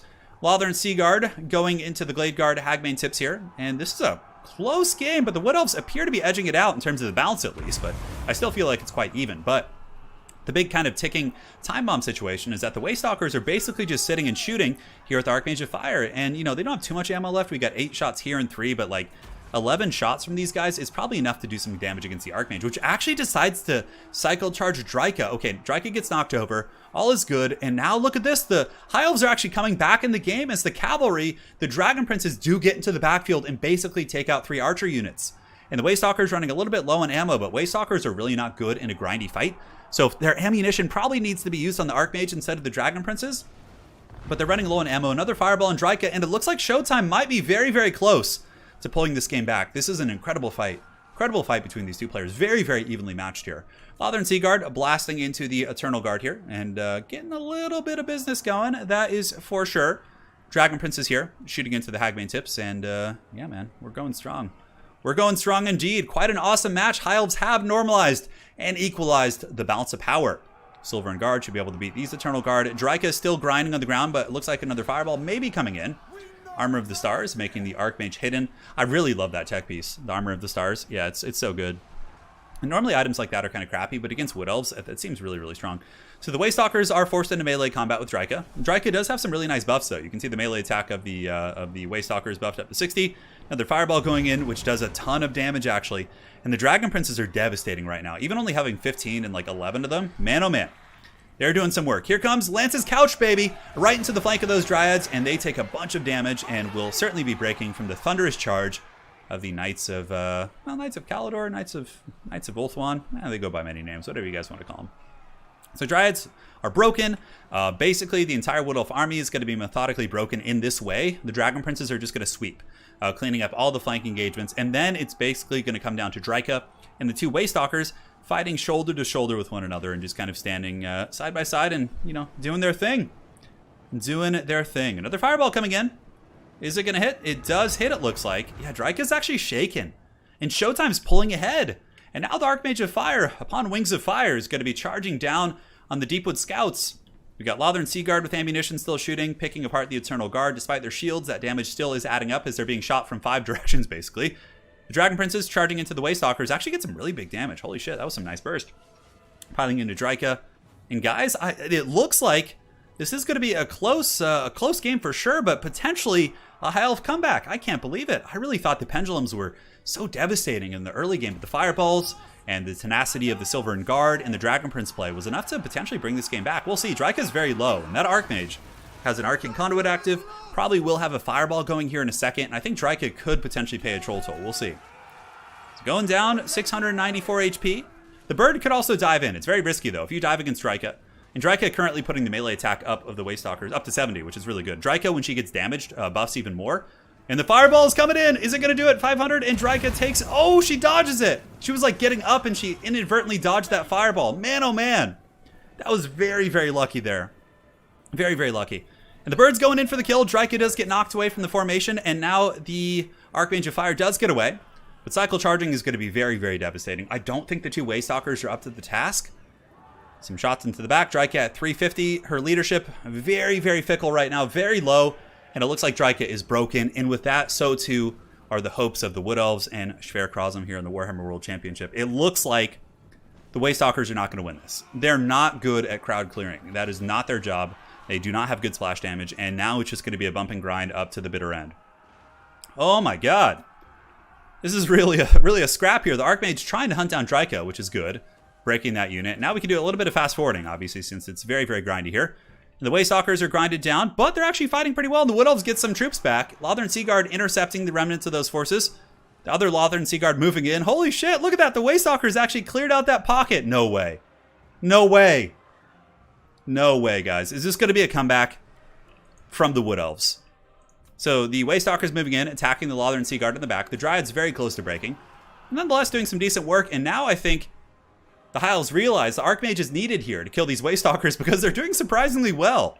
I actually thought they would just be grinded down, but I guess a lot of the High Elf forces are exhausted. Everyone is, but... Oh, man, a Drycha Pendulum. Oh, that's so good, the Drycha Pendulum. It hits all those units. Yeah, very nice, but it looks like in the end, the Bird was able to shatter the two Waystalkers, and that triggered the bounce of power. Man, oh man, GG well played. Holy shit. And with that, Showtime will be advancing in the Warhammer World Championship. Congrats to him, and also congratulations to Sverchrazum for getting this far, to the really later stages of the tournament. And I will show you guys the bracket for the tournament after I finish today, but it will spoil the results for the other events, so I can't show you that right now. But GG well played. Man, oh man, that was a Game 5 rubber match, and it was awesome. Awesome, awesome close game. Let's go ahead and do it. Update these scorecards here. Your boy Showtime going to be claiming victory with a 3-2 there in that series. That Archmage, 1600. Yeah, Dragon Princes didn't get too much value, but they were really crucial there. Epic series. Epic. Epic. This game took me on a roller coaster of emotion. Were you trapped in a glass case of emotion? Yes, good. Good. The staunch spears. Yeah, they do. They're very staunch. Yeah. The Silver and Guard are probably one of the better units in that matchup in general. They don't get like crazy value, but they're like impossible for Wood Elves to kill efficiently. Yeah. War Dancers can do pretty okay against them because of the bonus for infantry, but even still, it's not an effective matchup because War Dancers get wrecked by the Lothern Seaguard and cavalry. So this is It's kind of the direction. Pendulum, does its thing against it for sure. Sverchrazum says, still painful to watch it again. Stupid bounce of power might come back. Dude, you played so well, man. That was a great series. Hold your head up high, Boris. It was a great fight. Holy shit, man. I actually thought, Boris, that you were going to win that in the early game. From the pendulums, and just like some of the good focus fire there was. It seemed like the pendulums were outpacing the burning heads, but yeah, man, it was so close. It was so close, dude. Hold your head up high, dude. Let's hear a round of applause for both champions. A salute to those who have fallen. Sverchrazum, well played, man. You're an ace. And Showtime will be advancing on, and the Warhammer World Championship will be seeing him in the future rounds. And let's do it to it. How's it going, Okoye? And Dragon Princes are useful in multiplayer. They're not bad. They're not bad. Campaign? In campaign, you just spam Sisters of Avalorn and monsters, but in multiplayer, the Dragon Princes have had a place for quite some time. All right, let's load in. All right. The next series. Oh my God, some wild hog outside, just riding all wild on the streets. Let me go ahead and set this next one up. All right, looks good. Perfect. So we now have Felkon versus Saphir. So it is going to be Felkon of XMT facing off against Saphir of Clan ODM. Now, some of you guys may have seen this series earlier on other channels because it was casted by pretty much every caster and their dog and their cat, their hamster, their pet Skaven. So if you guys have seen this series, please do not spoil it for those who haven't. And we'll be going forward from here. Yes. Julius in chat saying, Sverchrazum's name, whilst unpronounceable, shall echo through the halls of Sigmar for eternity. I agree. I agree with that. Yeah. I hope that biker is packing Skinwolf condoms. Oh, hell yeah, dude. You know he is. All right, guys. So just going to set this series up here, and we'll get this party started and go from there. And we will go from there. Again, no spoilers, please. No spoilers. It's going to be good. The Dark Lord is coming. Jesse saying, I don't think I've ever seen Felkon lose. Yeah, there's a reason for that. He's a very, very scary player. A terrifying foe. He's got that cold, calculated confidence as he comes in and rolls over his opponents. Time for Turin and Wookiee to cast this. How's it going, Melody? Welcome to the stream. All right, so let's do it. Let's load in. See who it's going to be. Okay, so let me get the name right here. I don't want to mess up the name. All right. And it's going to be, how does he spell his name? We'll just do Saphir for short. And up to date. All right, very cool. Hey, take care, Hank. Take care. Joe Leonard, thank you for the fiber. Appreciate the donation. And here we go, loading in.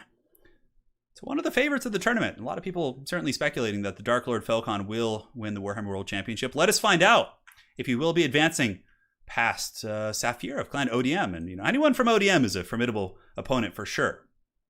Yeah, for sure. So the battle is underway. If we take a look at the forces here of the Greenskins, it's going to be led by Saphir. Obviously, Greenskins are a very common first pick.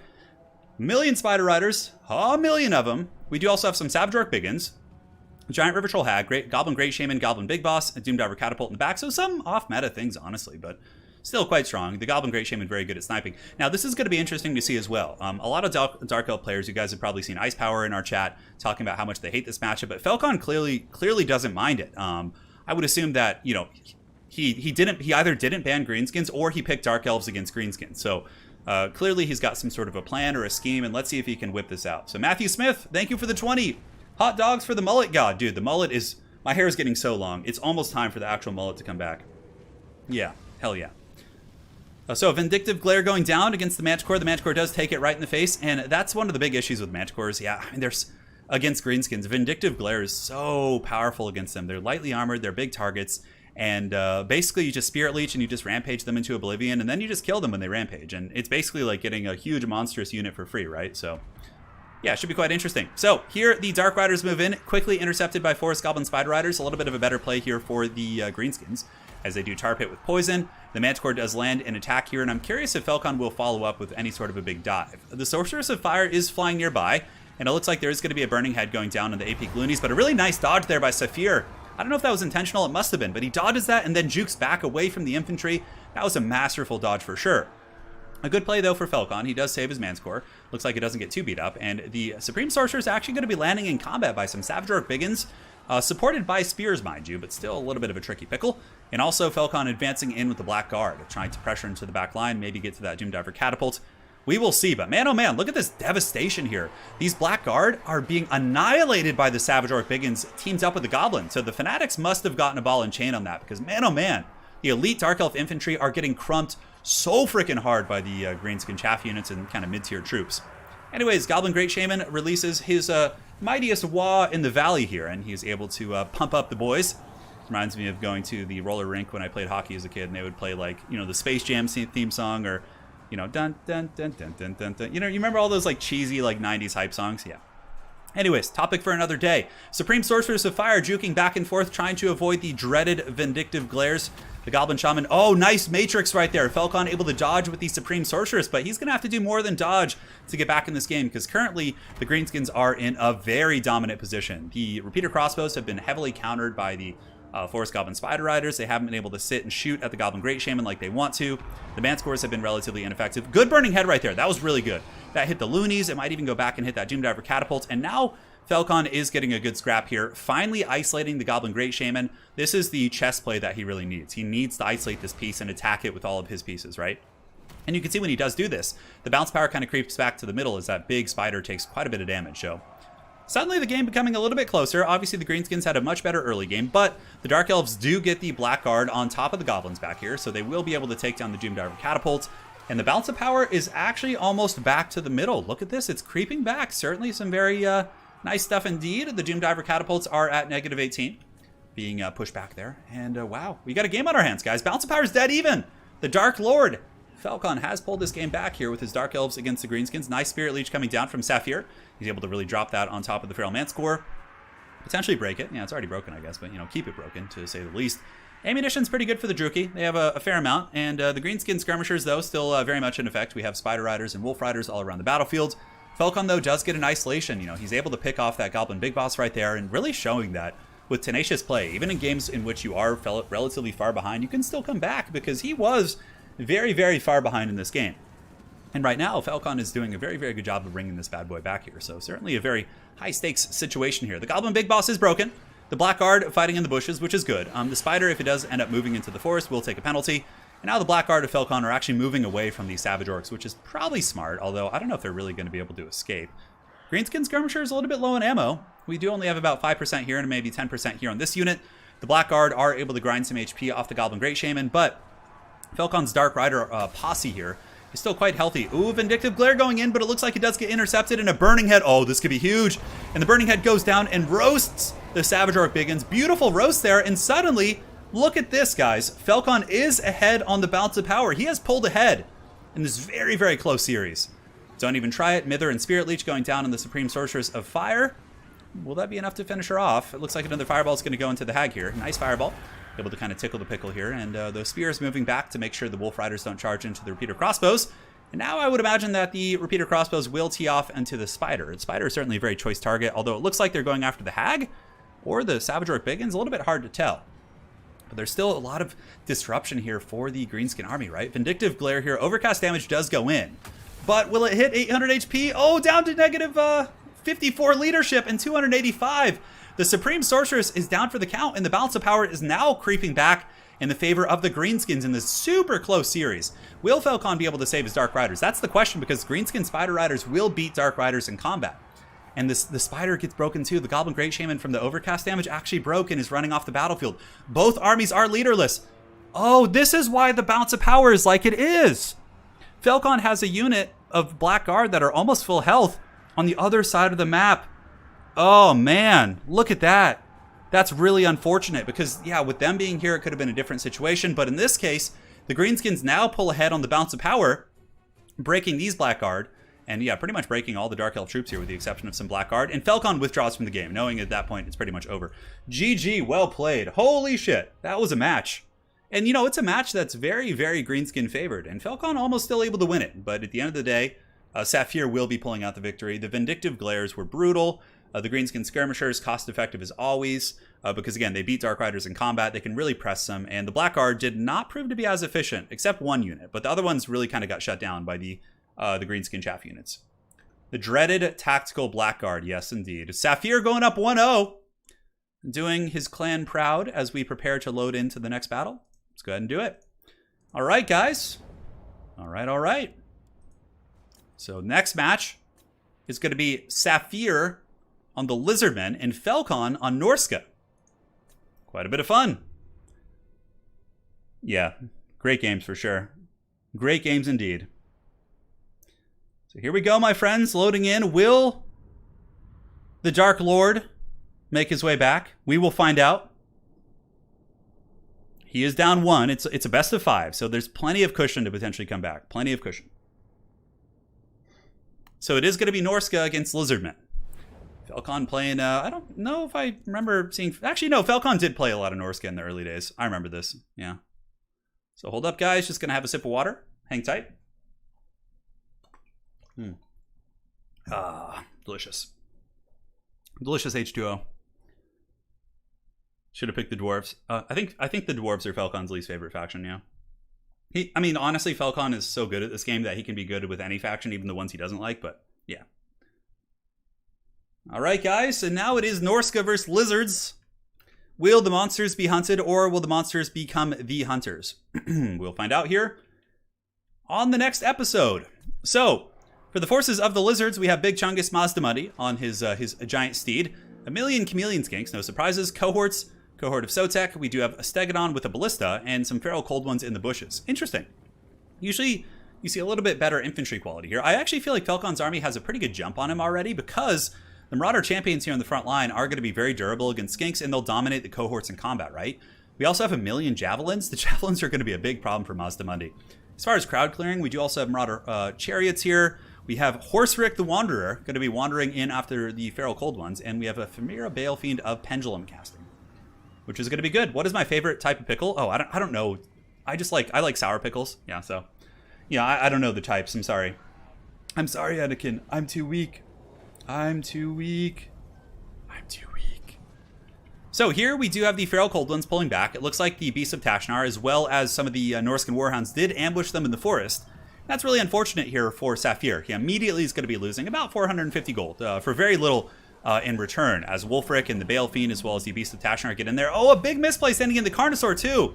That is a huge misplay, because now Wulfric, Plague of Rust going down, beautiful stuff from the secondary Norscan caster, anti-large Beast of Tashnar, Wulfric, and Balefiend, all circle beating this Feral Carnosaur. That is actually a very, very rough start here for the Dinos, as the Feral Carnosaur is taking a bunch of damage, and, you know, the Norscan army, for the most part, the champions and other units, are being kited back by a million chameleon skanks, but they're still screening out this big army here, right? While the Beasts of Tashnar continue to chase down the Feral Carno. Ruination of Cities going in, and it gets a little bit of damage against the Beast of Tashnar. Certainly not bad. It looks like there was a net actually used, and Mazdamundi now is going to be dropping a Bound Banishment, but Big Chungus is not the fastest of creatures. He's currently, in a little bit of a precarious situation, as there are 3 Norscan Javelins nearby, and they are going to be teeing off into Big Mazdamundi and potentially doing some big damage for sure. For sure. The easiest a tickled pickle? Yes, of course. I should have seen that coming. I'm sorry. So Norska advancing out once again. The Feral Cold Ones rampaging into Wulfric, as well as the various Hound units, but it looks like Wulfric is able to push in and intercept those Feral Cold Ones.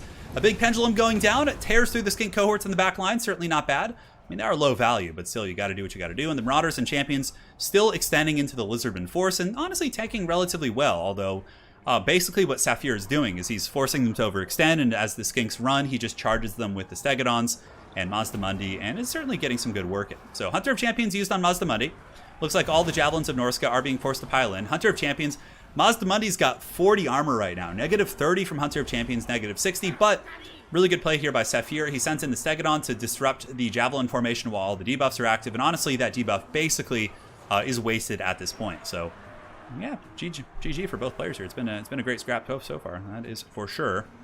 Stegodon moving in, going after the Marauder champs who are trying their best to fight, but obviously a big armor-piercing monster is going to be an exceptional counter, especially one that has a machine gun on its back, basically shooting its Howdah, applying poison down to all these troops. And the Marauder Chariot's trying to move in to help, but it looks like the champion lines are getting buckled pretty good. However, another aggressive play here from the Feral Carnosaur. It does move in, and there are Warhounds running around everywhere. Could potentially chase down some of these routing units. And it looks like a Sea Fang going down in the Chameleons. That does actually slow them down to 31 speed, and it looks like who let the dogs out? Apparently Felkon let the dogs out, and now they're going to be moving in. Yes, yes. So for anyone just joining, yes, it is Saphir on the Lizardmen and Felkon on Norska. Wulfric fighting against the Feral Carnosaur right here. And the Carnosaur looks like it is going to be able to get away, just barely. But, you know, Lord Mazdamundi also taking a fair amount of Javelin fire. And this big Stegodon is pushing into the Norscan battle lines. Perhaps a little bit of a risky play, considering there is a lot of Javelin crossfire here. And the Norscan Doggos are pursuing Chameleon Skinks, but that is a fate that many a men have met. Trying to catch Chameleon Skinks in open field is typically disaster. And the Hounds actually do pin in Mazdamundi. Now, he has really good mass, might be able to get away, but he is taking a fair amount of damage here. Oh, this Ruination could be so good if it goes right through the Hounds here. Let's go ahead and watch. Oh, okay, not bad. And a Banishment as well. Banishment might be a little bit unnecessary here, but it is going to go through some of the Marauder Champions and do some okay work. And now Horserick is in a little bit of trouble, and it looks like the Lizards have finally come to a place in the game where they probably feel somewhat stable. But again, the Feral Carnosaur taking heavy Javelin fire, being attacked by Horserick the Wanderer, and also being beaten on by the Bale Fiend. So the Bale Fiend, of course, and the Mage, you know, all heroic characters in their own right, with armor sundering, so the Feral Carno could potentially drop here. It's rampaging, and it does not look like the Lizards have access to a Cold Blood. It doesn't look like it. Nice Pendulum on the Skinks, so that's got to feel good. Anytime you can get Chameleon Skinks, it's one of the best feelings in the game for sure. They're such an annoying unit. But Wulfric is actually netted. Scroll of Shielding going down from Felkon here. Saphir turning the Feral Carnosaur around to go after him. And he does get him. All right, Wulfric takes a little bit of damage here. And Big Chungus is coming in with the steel chair. Is he going to get him? Yes, Wulfric gets absolutely skewered on the tusks of Zlak. And he is now going to be broken off. Ooh, man. But on that same note, so too does the Carnosaur. And, you know, honestly, it costs about the same as Wulfric. So in terms of the trade, it's relatively even. But, I mean, now Mazdamundi's going in and dealing with that Shaman Sorcerer. Brutal damage. Look at this, guys. Could this be trouble for Norska? Were they trouble when they walked in? We'll find out. And I'm sorry, that reference was terrible. I'm so sorry. The Chameleons have a little bit of ammo, too. Still poking down Wulfric. He's trying to rally here, but obviously in a little bit of a tricky position. And now the Bale Fiend is like, stand alone. Being attacked by the Stegodon and dropping a nice little tail whip. But it's going to go pretty bad once that beast turns around and decides to attack him. Also, Mazdamundi could make his way over. Hunter of Champions, obviously offline. The Hunter of Champions running off the map here. And the Mage of Metal has paid the price. And Lord Mazdamundi rolling through these forces, taking a ton of Javelins in the process, though. He's at about 3,100, give or take here. And you can see that. 59, 46 leadership, rapidly dropping in HP as the Hunters try and hunt for their next dinner. As Mazdamundi does waddle away. That Bale Fiend being pretty heroic here, but now that Chameleon Skinks are tar pitting it, and he is being attacked by the Stegodon, and the Ballista on top, of course, shooting, it's going to be a problem for that Bale Fiend. Mountspire is still pretty even, though. I'm surprised. I guess Norska still has a ton of decent infantry quality on the battlefield, right? We have some Marauders here. We have Marauders. I think there's some Champs left. Yeah, Champs and Champs here. I think these are some Champs back here. But the Hounds do actually lose to the Skink cohorts in the bushes. And this is a super close game. But it looks like Lizards are pulling ahead a little bit. But look at this. The Stegodon might actually break. It's at -8. Apotheosis going down.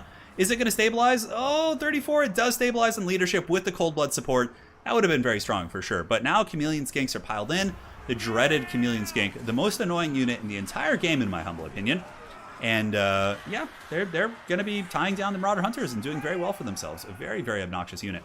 And I think this could probably be GG here. We do have these Skink cohorts collapsing and breaking. Mazdamundi gets in without taking too much damage. And yeah, Mazda and the Stegodon should be able to deal with the champions no problem. And Felkon really needs to try and rally his Marauder Hunters here. We'll see if he can. I mean, nothing he can really do here, to be honest. It looks like another Pendulum attempt going in from Norska. That's a good one. Yep, tears through those cohorts pretty effectively. Damn, that was really nice. Looks like the Bale Fiend did come back, and he's rubbing his hands together in the bushes, cackling and scheming, and doing some evil witchcraft. But the big dinos, man, they're running a little bit rampant. We'll do a little bit of fast forwarding as the players kind of reposition. You can see now Felkon will be withdrawing from the game, and that is going to be a 2-0 lead for Saphir. Potentially, you know, the groundwork for a huge upset here on the Warhammer World Championship, because this is in the elimination stages of the tournament. So the individuals who are losing the games you see today on stream basically are eliminated outright. So yeah, GG, well played. If you guys are enjoying the stream, do drop a like. Helps me out quite a bit. Hypes up the Warhammer World Championship. And thank you guys again for joining. So, very close game.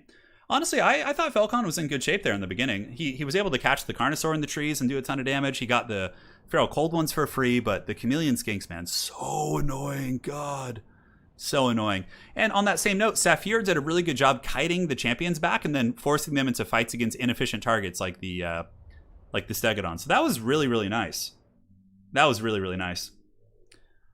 All right, my friends, loading into the next match here.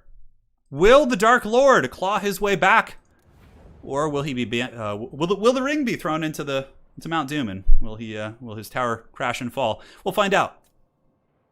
Game 3. It's going to be Saphir facing off against Felkon, Bretonnia versus Lizardmen. So let's load into this battle, guys, and have some fun. Yes, yes. Well, Felkon's main factions are elves, typically, and Lizardmen.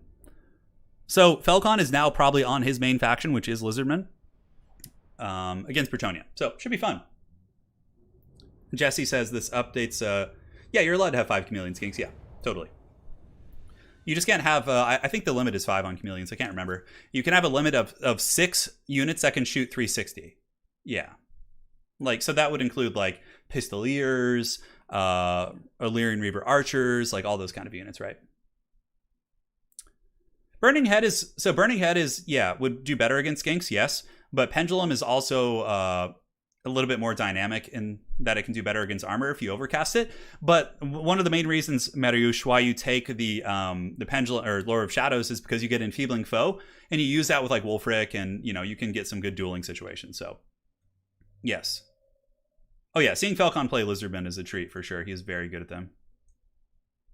All right, guys. Very cool. Looks good to me. Let's load in. And yeah, let's do it. Currently 2-0 in this series. We got Bretonnia facing off against the Lizardmen. So Felkon is on the verge of being eliminated here in this tournament. But he is here with his Lizardmen, and he is going to be trying to get back on the board, facing off against the mighty Bretonnians. So for Bretonnia and Saphir, we have Pegasus Knights, a Trebuchet, 2 Trebuchets in the back, double Pegasus Knight. We also have the Green Knight, Fey Enchantress, and Gotrek, with Halberds and Men-at-Arms here in the secondary. A very different build. The more meta build in this matchup is spamming like 8 Peasant Archers and basically trying to focus down the dinos through attrition, but this is still cool indeed. Now for Felkon, we have the dreaded Chameleon Skink spam, so there's going to be 5 of those. Cohorts backed up by the Thunderous one, Mazdamundi, and a Bastillodon with the Revivification Crystal. So quite cool indeed. Yeah, fairly standard. I mean, Lizards have a couple builds here, but this is a different Bretonnian build for sure. But again, different doesn't mean it's going to be bad. It just means that it's not seen quite as often. We've seen quite a few meta-defining or changing builds, I guess you could say, in the Warhammer World Championship so far. And yeah, man, we're going. So let us see the Mazdamundi rolling into the front line. Immediately, the peasants are like, screw this shit. I am out of here. You can see 93 models on these guys. They are broken. The Fey Enchantress riding in on her mighty unicorn. A little bit brazen here, though, for sure. Fey Enchantress against the Thunderous one. It could thunder all over the Fey Enchantress if she's not careful. Granted, Gotrek is here, but look at this. The Bretonnian Goon Squad's coming in full effect. We get Green Knight pushing in, Fey Enchantress trying to get away from the Thunderous one right now. And the Royal Hippogriff Knights diving in after Mazdamundi, but this is not going to go well for them. Questing Knights get netted. Not Pegasus Knights, but the Questing Knights. So they get netted down, which is beautiful by Felkon here. And then from there, the Skink Cohorts and Chameleons just tear them to shreds. Because Questing Knights, of course, do not have shield. So despite their 80 armor, that is going to be a lot of damage right there. On top of that, the Pegasus Knights like dive into Chameleon Skinks, and look how badly it went. Like an expensive Pegasus Knight unit, like pretty much losing in combat against Chameleon Skinks, which is freaking hilarious. And Mazdamundi's there to help as well. Now back on this side of the battlefield, somehow the Fey Enchantress got surrounded by the cohort of Sotek, and they're taking her to Poundland for sure. She is not having a good time.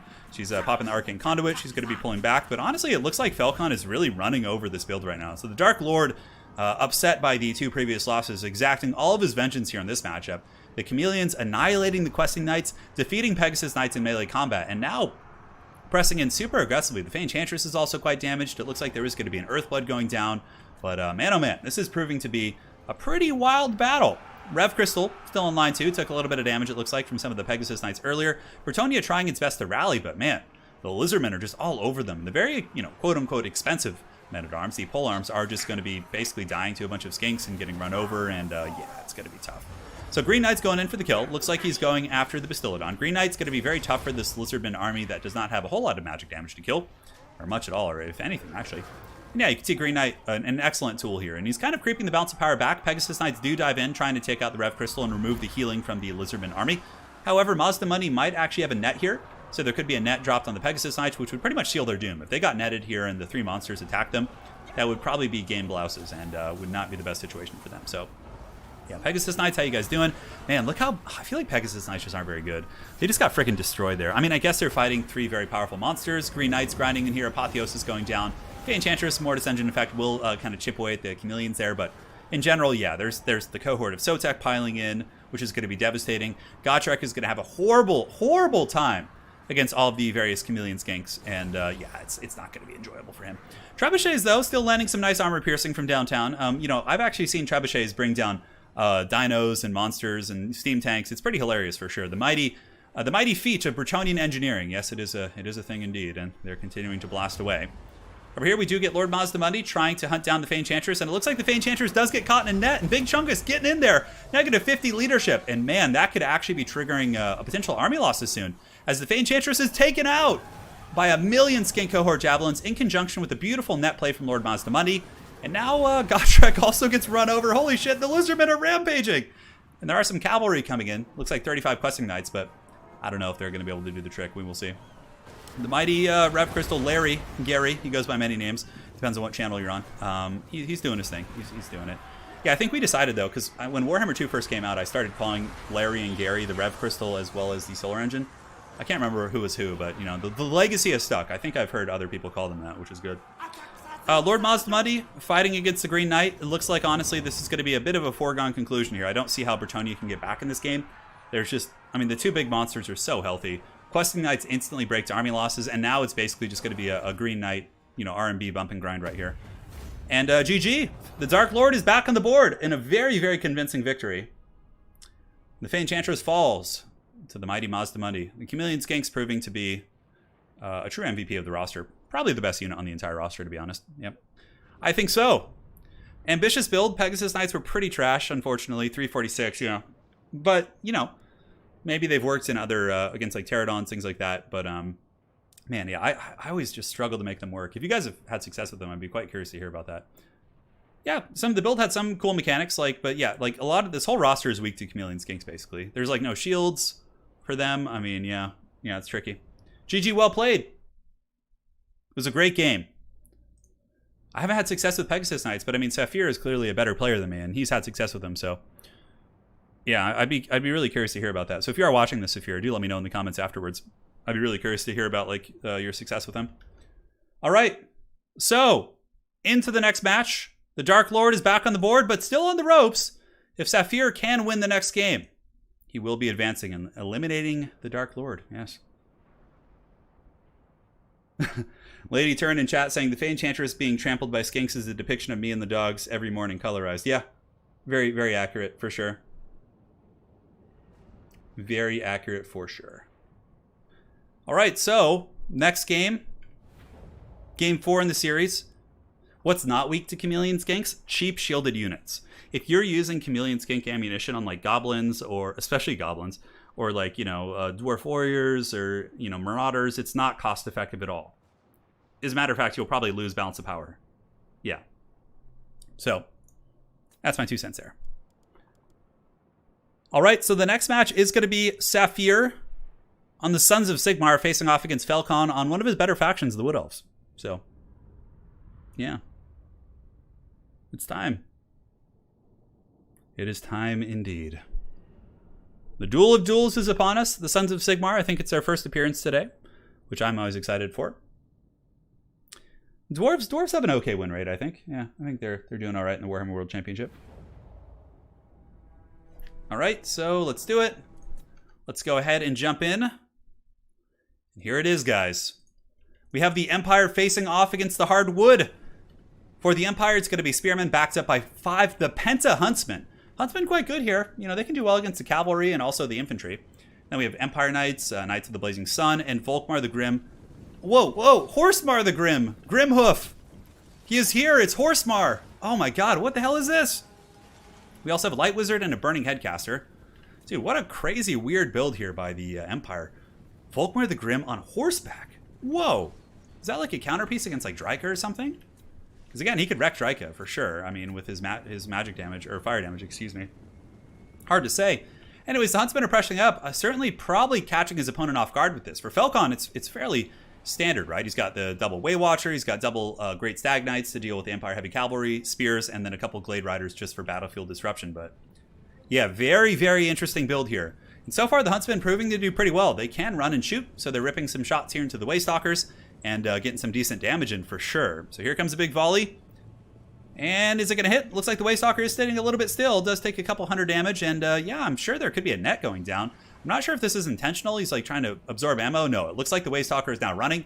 But the problem is that the Light Wizard could also net this Waystalker if he wants to, or net down the Glade Lord, and then just focus him with all the Huntsmen. The net's proving to be really, really powerful here. Horsemare the Grim, I know.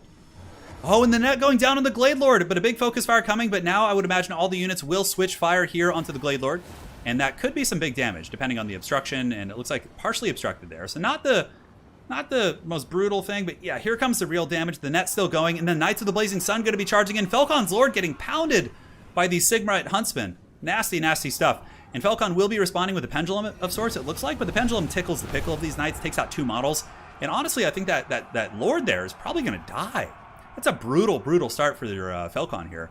The Empire Knights do get netted and countercharged, but again, Volkmar is here. There's Knights of the Blazing Sun countercharging. Another, in my opinion, favorable engagement here for Volkmar. And the Soulfire Bombardment going down, nuking the Wood Elf army. The Glade Riders get wrecked. Spears are here, yeah, but Volkmar really buffing this pocket and doing some beautiful work for sure. So the Glade Lord in the pocket, in very, very bad shape. It is on a Great Stag, which gives it some armor piercing, but it's been trying to escape the entire time instead of fighting. And yeah, it's 3 leadership, taking a bunch of damage. It looks like Huntsmen are still shooting in. I think Felkon is going to be moving up some spears to try and save his Lord, but I simply don't see that happening. And over here, we do get another charge coming in from Stag Knights, while Burning Head in the back tears through the archers, not doing too much damage, but the Great Stags are going to be pushing into 2v1 against Volkmar the Grim. Yeah, moving in the Stag Knights, but this is going to be bad for them. Shield of Faith going down. We have basic Spearmen here who can poke the Stag Knights super efficiently. Huntsmen also can provide Overwatch fire, which they're doing. The Huntsmen are shooting into the Great Stag Knights very, very efficiently. And yeah, it seems like it's going a little bit better for the Sigmarites down here.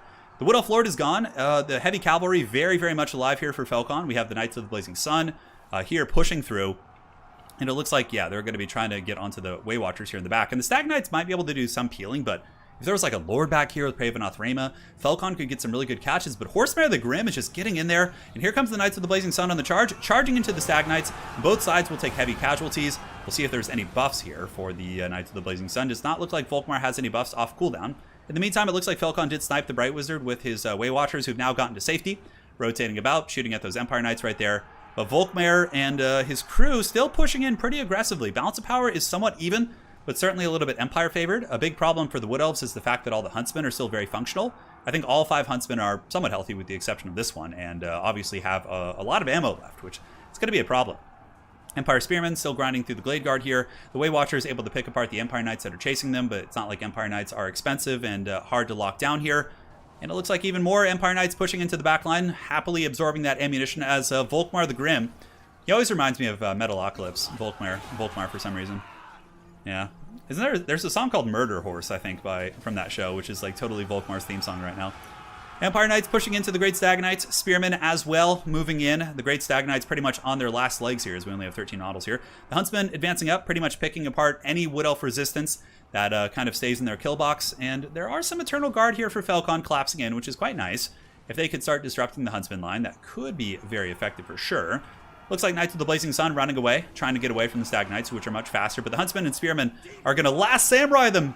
Man, brutal stuff. Huntsmen just getting some serious value. As look at this, the Stag Knights are just getting massacred. Despite some very active micro here from Felkon, you can see they're wavering.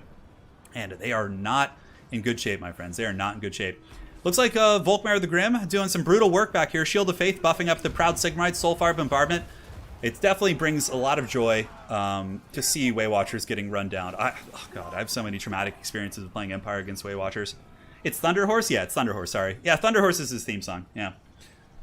Yeah, no, the other song's called Mermaider. Yeah, that's what it is.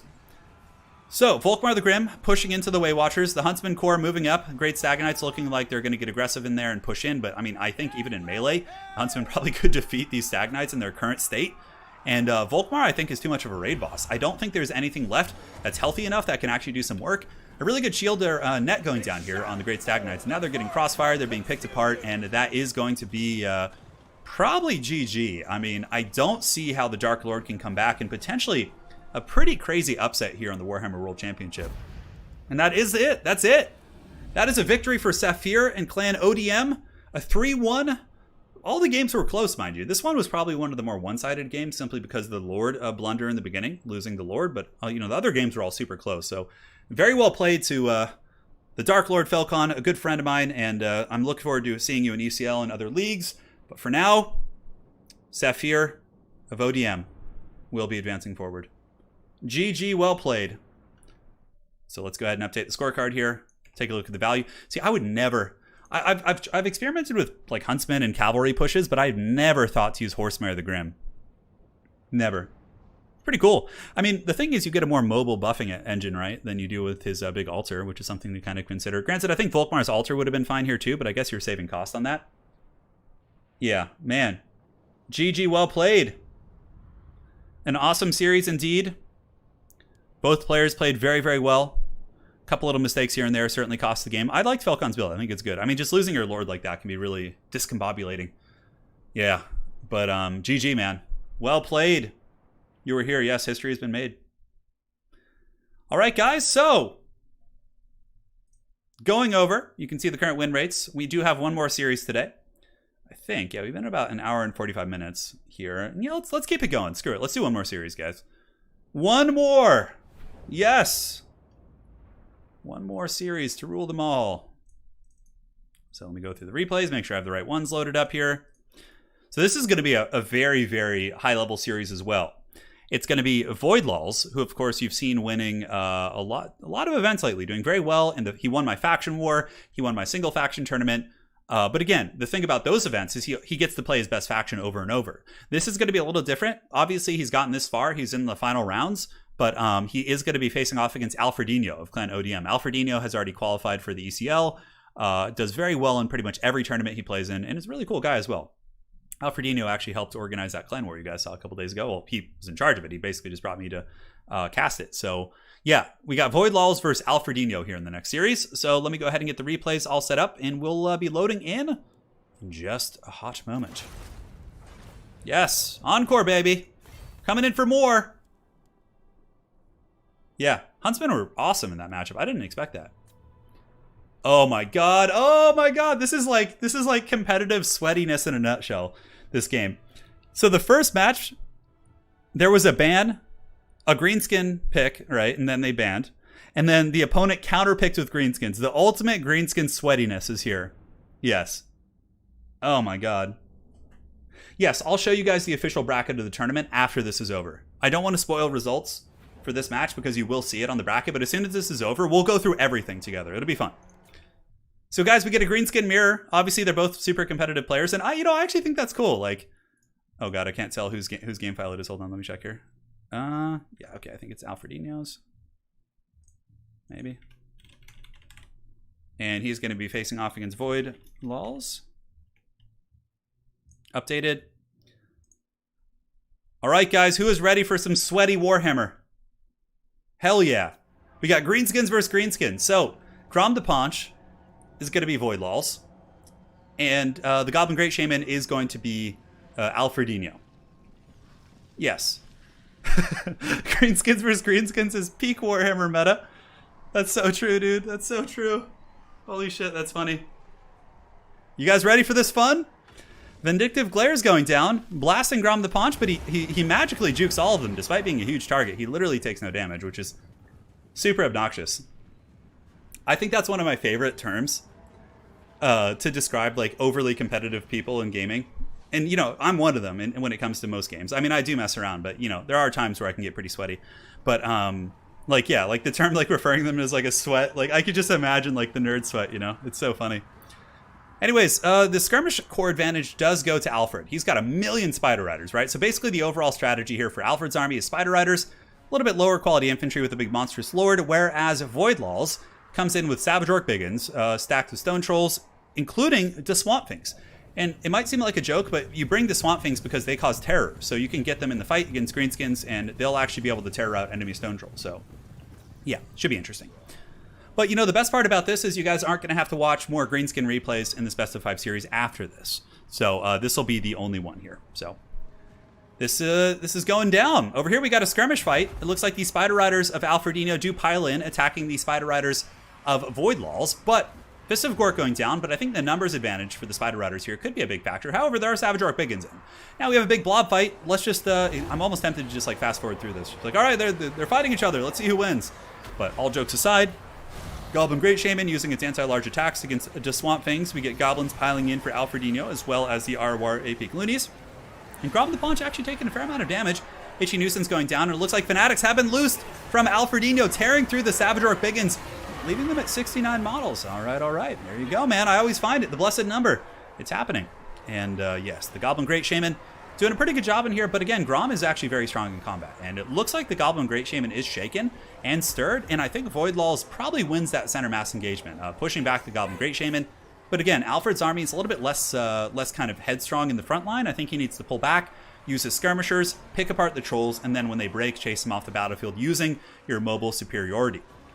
I think that's the best bet. As far as this fight on the outside goes, you can see here that the Greenskin army from Alfred did kind of get grinded down by the Savage Orcs and are being forced back. And now it looks like Voidlolz, even with his smaller force here, is able to get some good work in because of those Savage Orcs. So another Wa is active, and now the Goblin Great Shaman kind of got away from being surrounded, pulls in some Spider Riders, and starts attacking these Stone Trolls with his beautiful anti-large attacks here. But the Wa giving them immune to psychology, making them very, very tough to break.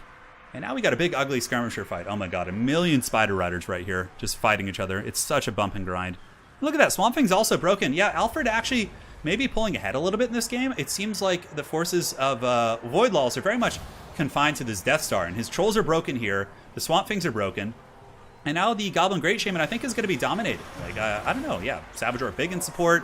Goblin Great Shaman should be able to punish Grom the Paunch pretty bad in combat, although it looks like Grom is trying to escape. We will see. Spider Riders effectively chasing down the Stone Trolls. Looks like they should be able to do it. Those Stone Trolls are gone. And the Swamp Things were allowed to come back. A little bit of a tricky pickle for sure. That is going to give quite a bit of fighting power here to the forces of Voidlolz. But Alfred's on the hunt. He uses Don't Even Try It, which does a little bit of damage, if I'm not mistaken, against the Paunch Man. But the Swamp Things are rolling in. Here they come, baby. They got their clubs. It's the only time you're ever going to see River Trolls in competitive multiplayer is when they're used with the Swamp Things. And the Goblin Great Shaman is forced back. And the counterpunch, potentially, if the Goblin Great Shaman got caught here in this big blob fight, could go down. But man, oh man, those Savage Orcs are chasing. Grom the Paunch is forced back. And it looks like Alfred is winning a lot of the open field engagements here. Yeah, check it out. So we got Savage Orcs. We have Rusty Arrows here. A lot of Greenskin Skirmishers. They're all yellow. So the yellow flag is Alfred. The red one is Voidlolz, for the record. And yeah, you see a lot more yellow on the map, right? As far as what you're seeing here for the red Greenskins, you have the Savage Orc Biggins here. Aside from that, they're probably going to be picked apart by skirmishers, and a little bit of retreating here, trying to buy some time to regenerate, which again is very smart when you're using Grom the Paunch. And Grom actually charges in against the Goblin Great Shaman. That's a bit of a blunder in my opinion. Okay, he's got Lucky Banner, he's got Axe of Grom, which is pretty insane for sure, but the Spider is giving it back to him. X is going to give it to you pretty good. And yeah, he's still getting poked despite all that ward save. You know, he still loses the fight against the Spider. Grom is a pretty freakishly strong anti-large duelist, even though he shouldn't be, with his Axe and his Lucky Banner. But yeah, it looks like the Savage Orc Biggin support with the Spider and just the superior battlefield control via the mobility here is probably going to be winning this game for Alfred. Do a little bit of fast forwarding, and you can see Grom the Paunch is breaking, Swamp Things are going to break, and that probably will be game. And Alfredino is going to be claiming game one there in the dreaded Greenskin Mirror. So yeah, what makes River Trolls so crap? They're just not as good as Stone Trolls. There's no reason to take them. The melee defense aura is not that good. It's only 5. And they're much weaker in combat, much squishier. Just the only reason the Swamp Things are a good choice is because they cause terror, which makes them immune to terror. Yeah. That's it. So, the dreaded Greenskin Mirror is out of the way. Alfredino going up 1-0 in this best of 5 series. Be'lakor, of course, is Voidlolz. He just plays under the name Be'lakor. The Goblin Great Shaman was pretty good. And look at the mobility, right? You have all these Greenskin Skirmishers here against a much smaller Greenskin Mobility Core, which was able to pretty much dominate the mobile game and then effectively chase off the Trolls. And also the Goblin Great Shaman was very good against Grom. Very, very good. Got some crazy solid value. All right, so let's go back here. Load into the next match. Greenskins versus Greenskins is a very loreful match, correct. All right, so next we have a High Elf matchup. Okay, so Alfredino and the High Elves against Voidlolz on the Wood Elves. And it literally does feel like deja vu because the build you are seeing here... Wait, hold on. Okay, so we saw this matchup earlier in the first game, right? which I think was an ODM matchup, right? What was the first series we played today? We had Showtime versus, we had Showtime in our first series, who was ODM. So yeah, his ODM clanmate right now is playing High Elves, right? And they have the exact same build. So clearly the ODM guys are all like scheming together and sharing builds, which I love. That's the coolest part about clans, is having like a chamber with which to like exchange ideas and practice with. Clearly it's showing to be pretty effective for sure. Yeah. All right, so let's go ahead and load into this next match, my friends. Alfredino up 1-0 in this best of 3. And we don't need to talk about the build too much. Basically, Alfred is going for Silver and Guard, which we explained are very good here because how hard they counter Dryads with their magic resistant armor. Lothern Sea Guard again with shields, going to be quite durable against Wood Elf Missile Fire with silver shields. Double Dragon Princes, Heavy Cavalry, always have been good against Wood Elves, and an Archmage of Fire to snipe Dryka. So ODM clearly got the secret builds, doing some good work for sure.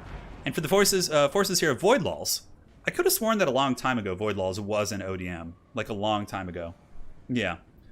Many, many moons ago. But nonetheless, it is going to be Dryads backed up by Eternal Guard. And it looks like Glade Guard here in the secondary line. And this like Wood Elf build is almost the same too. But he actually has the Wild Hunters of Kurnis instead of a second basic Wild Rider. So the builds are pretty similar to what we saw earlier. So let me have a drink of water here. Delicious H2O. Staying hydrated all day, baby. So a little bit of light skirmishing in the forest. We'll do some fast forwarding while the players kind of posture and get ready to engage. Lothern Sea Guard shooting into the Race of the Frozen Heart, which is a good choice. You know, certainly one of the better quality troops here for the Wood Elves. So let us know your predictions. Do you think the Wood Elves will suffer the same fate as their compatriots earlier, or do you think that they will emerge victorious here in this battle? Lothern Sea Guard being given attack orders onto the Glade Guard with the Hagbane Tips, who are now shooting into the Dragon Princes. Princes are very heavily armored, and I don't know if they're Starfire Shafts here, and it looks like the first Burning Head is going to be going down. Man, that was a lightning fast reaction from Voidlolz. Very well played. He dodges all of them. Man, that was so good. It takes a lot of quick reaction to dodge Burning Heads like that. And here you can see the Silver and Guard holding back the RORs very effectively.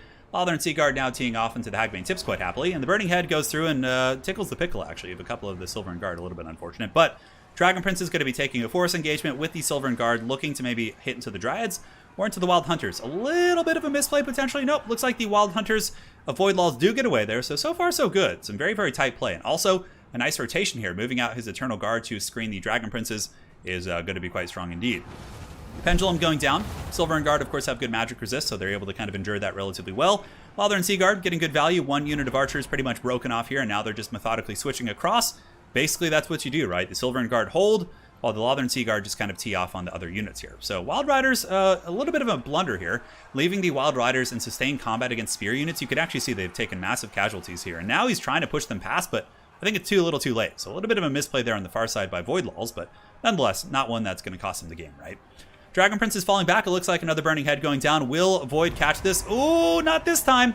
The Burning Head gets in there, roasts the archers, and also takes a beautiful angle and Tokyo drifts right through the other archers. Man, oh man. That was a beautiful Burning Head. Oh my god, is it going to get the other archer unit? Oh, does it? Does it peter out there? Okay, it gets like 100 damage. Talk about a value Burning Head. Holy shit, that was really nice. That actually pulled the High Elves a little bit up in the balance of power, for sure. So Dragon Princes are going to be falling back. Silver and Guard advancing up once again.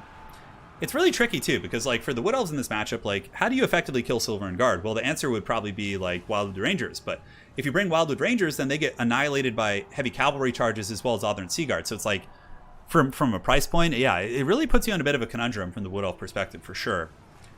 So Archer shooting in, Glade Guard, Hagbane Tips blasting into the Lothern Sea Guard here, and now we get some Dragon Princes moving up and through the middle.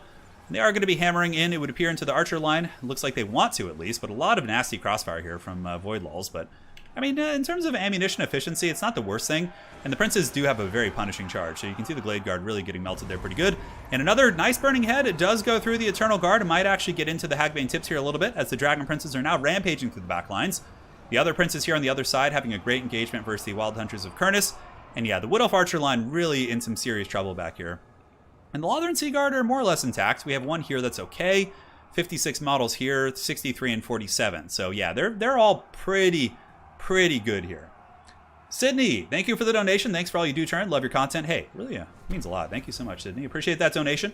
And more good times to come. We're going to be casting the grand finals for this big old tournament in the next couple weeks from now, which is going to be super exciting. I'm really excited to see who makes it. The finals are going to be best of 7, so it's going to be some balls deep competitive play.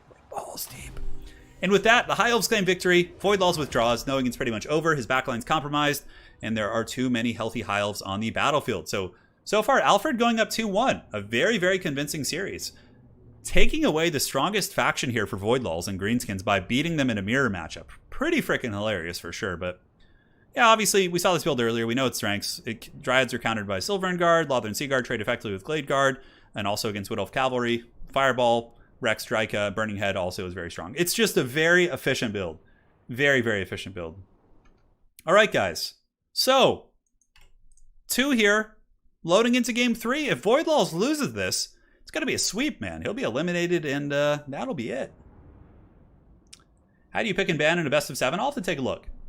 Ying Zhao. Hopefully I said your name right. Yeah, I'm not sure. I mean, it's obviously using a banner rules format, so I would imagine it'll be like, for the first game, it'll probably be pick double ban. And then for the later games, it'll be pick single ban. So once both players have played. So for game 1 and 2, it'll be pick double ban. For game 3, I would imagine pick single ban for the rest of it. And then when it gets to the rubber match, I think it'll be a pick 3, ban 1, opponent picks and bans 1. Like the typical system that you usually see. So yeah, hopefully that answers your question, my friend. Ooh, Vampire Counts. First time we've seen them today. So we got Alfredino on the Lizardmen and Voidlolz on the Vampire Counts. Yes. And I have to say, I actually played a best of 3 against Voidlolz, I think it was like a week ago. We had a really good series. And his Vampire Counts is terrifying. He's really, really good at Vampire Counts. That was the one that I was like, holy shit, yeah, this guy's like really, really good at Vampire Counts. Quite scary indeed. All right, so going into the next game here. Did I update it wrong? Did I update the scorecard wrong? Oh, sorry guys, let me fix that. If I did, let me go ahead and double check. So Alfred is going to be on the Lizards. No, it should be right. Alfred won the first 2 games. Okay. Here we go. Let's party, my friends. Yes, the High Elves are 2-0 today. So for Alfredino, he's got Lord Mazdamundi. We have a Bastiladon with the Rev Crystal. We have a Dread Saurian. And then in the Air Force, we have a bunch of Pterodon Riders with 2 Temple Guard in the back. So obviously, usually a defensive box with monsters. Pretty good indeed. Incoherent blob fight? Yeah, probably. And for the forces here of Voidlolz, he's got the Red Duke, Elsif himself. He also has a Vampire of Death, opening up with a Spirit Leech on the Pterodons here. And for the rest of his army, triple Graveguard Great Weapons, a very, very good counter against the Temple Guard.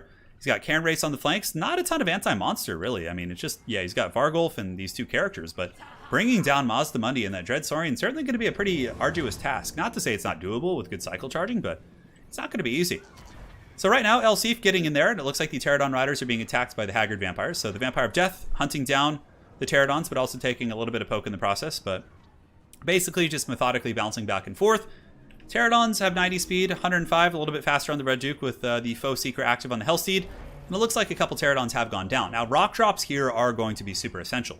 Basically, you want to get juicy rock drops on top of the Graveguard. That is going to be the biggest path to success. With the Graveguard being gone, or heavily diminished, it will greatly extend the lifespan of your Temple Guard here in this matchup. So, man, oh man, look at that damage. Those zombies got plowed by Mazdamundi. The biggest thing, too, for the Lizards is to make sure you don't overextend and get your monsters isolated.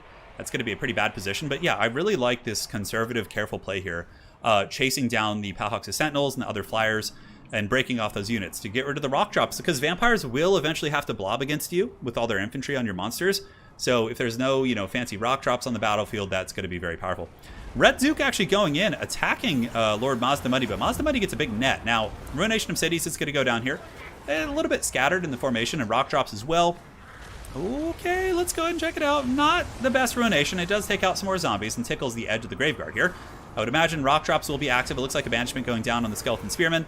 And yeah, that one's a little bit better. And that rock drop wasn't bad. Okay, so decent work. Decent work. Not devastating for the vampires, but overall it was pretty good. Rev Crystal a little bit surrounded here. A bit of a mistake here from Alfred. He lets his Rev Crystal get kind of dragged by the Dire Pack here, and it is taking some damage. I'm surprised that Voidlolz isn't moving in and actually going after the Bastiladon with the Rev Crystal. And I'd really kind of expect to see that pressure there, but back in the epicenter of combat, Mazdamundi actually taking a royal beating from the Vargulf as well as the Red Duke. Red Duke with Potion of Strength, holy shit. How much damage was that? 800 weapon strength with the Red Duke, holy shit. Oh, sorry about that. I'm getting a phone call. I'm so popular. Damn, man. That was a lot. Look how much damage he did to Mazda Money. You typically wouldn't expect like a Hellsteed Lord to do that kind of damage, but he did. Now the Rev Crystal still battling the Dire Pack. It still is an anti-infantry Bastiladon, so with a little bit of healing, it probably can win that fight. And now the correct play here by Alfred, taking the Bastiladon back to the Temple Guard, is definitely good to protect them from the doggies. More rock drops going down. Skeleton, Spearman, and Graveguard definitely getting bombarded pretty good. The Dread Saurian with some nasty crowd clearing, but the Red Duke, my goodness, that was a very, very powerful Alpha Strike right there. Yeah, Ruination of Cities is a very RNG-based thing. It's just super random. Up in the sky, it looks like the Duke is attacking the Pterodon Riders once again, and Mazda Money able to heal up relatively effectively using the Apotheosis and also dropping the Harmonic Convergence. So balance of power is pretty even at this point. It does appear to be a little bit Vampire favored, but that's pretty much how it started in the beginning of the game. And let's look at the infantry situation. The Tithe is almost down. The dreaded Tithe, I love it.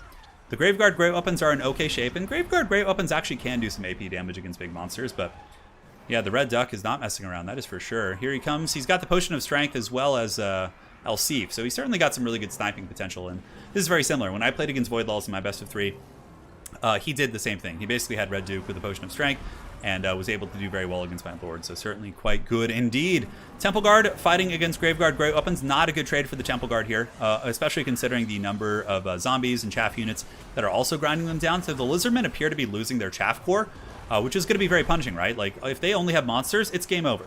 You need to have some ground support. The Star Chamber Guardians, insane leadership, even that is being buckled. They're shaken, taking a bunch of damage from the Graveguard and just the attrition of the vampire counts. And now the Red Duck, as people like to call him, is getting a nice isolation on Lord Chungus here, lowering his melee defense down and his physical resist, and he is going to be getting whooped on by the Red Duke for sure. Yeah, Dire Pack's also in there. It seems like good isolations have been the key to success here, as the Temple Guard are just slowly losing their fights. The Vargulf did get a little bit beat up. It looks like the Dread Saurian or Mazda Money might have beaten him up and done some good work, but Red Duke is relentless, man. I'm surprised the Dread Saurian hasn't gone after Duke. Okay, there it is. So yeah, the Red Duke now is getting pounded pretty hard by the Dread Saurian. Vargulf moving in. Oh man, I need some water. I got a little bit of a scratch there. The Dread Saurian still chewing away. As far as value accrued on the Dread Saurian, let's go ahead and take a look. It is up to 1100, chewing into the hordes here, but Mazda Money really is taking the worst end of this exchange. Vargulf, the Vampire of Death, has pretty good weapon strength and spirit leeches, and Mazda Money is now broken, which pretty much is going to be sealing the doom here for the Lizards, in my humble opinion. And it's pretty interesting, right? Like, looking at this Vampire build, you wouldn't think it has a lot of tools for killing the big monsters, but the Red Duke proved to be really good at grinding it out, and obviously, yeah, that's GG. The Graveguard also outvalued the Temple Guard. That was a big problem, and it looks like Voidlolz is going to be back on the board here. GG. Well played. Yeah, very, very strong Vampire count play. Proving you don't need Terrorgeist to kill big dinos, right? Like, what did he have? He had like a Vargulf and like a couple Vampire Hellsteed characters, and he effectively took out those monsters using El Sif. Graveguard, yeah, 1,800. Temple Guard kind of got shut down for sure. Rev Crystal kind of got caught in a weird situation too. All right, so the big toad has fallen, and Voidlolz is on the board. Now, the next match is important. If Alfred wins it, he will win 3-1 and advance in the Warhammer World Championship. When Voidlolz wins it, then we're going to the rubber match, baby. We are going to the rubber match. All right, all right. Let us proceed. Thanks again for joining, guys. Hope you're all doing well. Game 4. It's going to be Alfred on the Vampire counts, facing off against Voidlolz on the Vampire Coast. Interesting, interesting. This should be quite a bit of fun. Let us go ahead and get this party started, my friends. Yes. How's everyone doing, by the way? I know it's getting a little bit late, 4 o'clock, so what, in the UK it's like midnight or 1 a.m. I know in Eastern Europe it's got to be a little bit later, but, you know, thanks again for joining, guys. I know it's a little bit of a later stream, but my schedule's been all sorts of messed up with my sleep, so we've been starting later, but I'm going to try and get better, I promise. I'll be a better version of myself, I promise. Don't leave me. All right, so Alfred on the Vampire counts this time. Voidlolz on the Vampire Coast. Let us do it. Yeah, Lizards are good. Lizardmen are a good faction, for sure. Yeah, they have a couple of bad matchups, namely Vampire Coast, but aside from that, they have some good ones.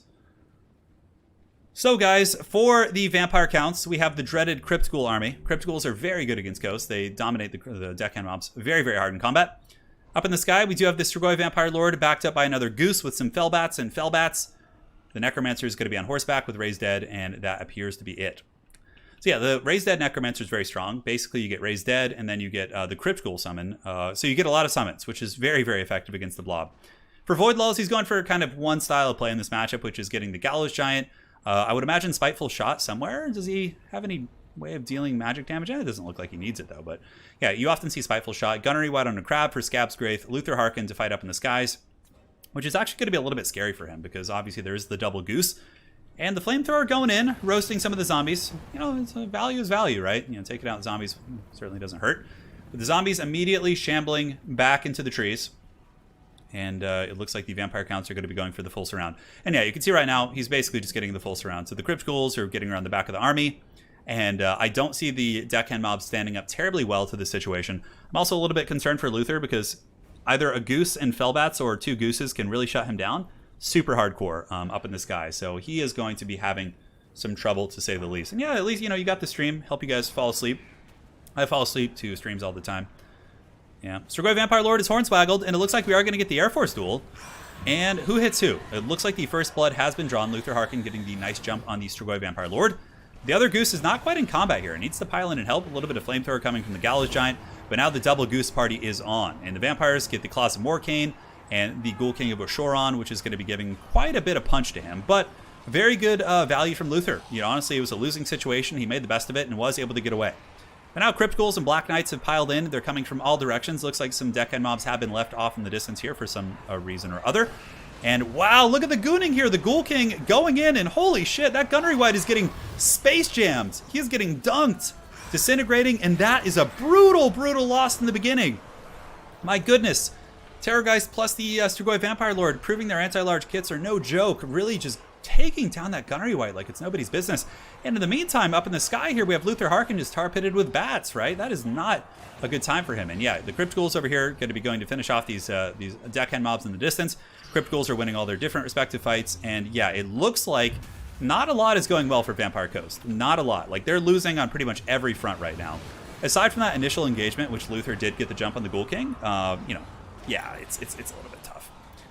So where's Luther Harkin? He needs to make some big plays here. We do have the Sirens on the ground. And, of course, they'll be okay. When the Lamprey's Revenge are going to be hard to kill as well. Banshees are the reason why you bring magic damage with Vampire Coast. But, I mean, I guess Sirens can kind of do it. It's a little bit hard to say. But this whole flank collapsing, the deckhand mobs being chewed apart by the angry golems. The mighty champions of Italian Spartacus here. Able to push through and tear down those zombie pirate deckhand mobs.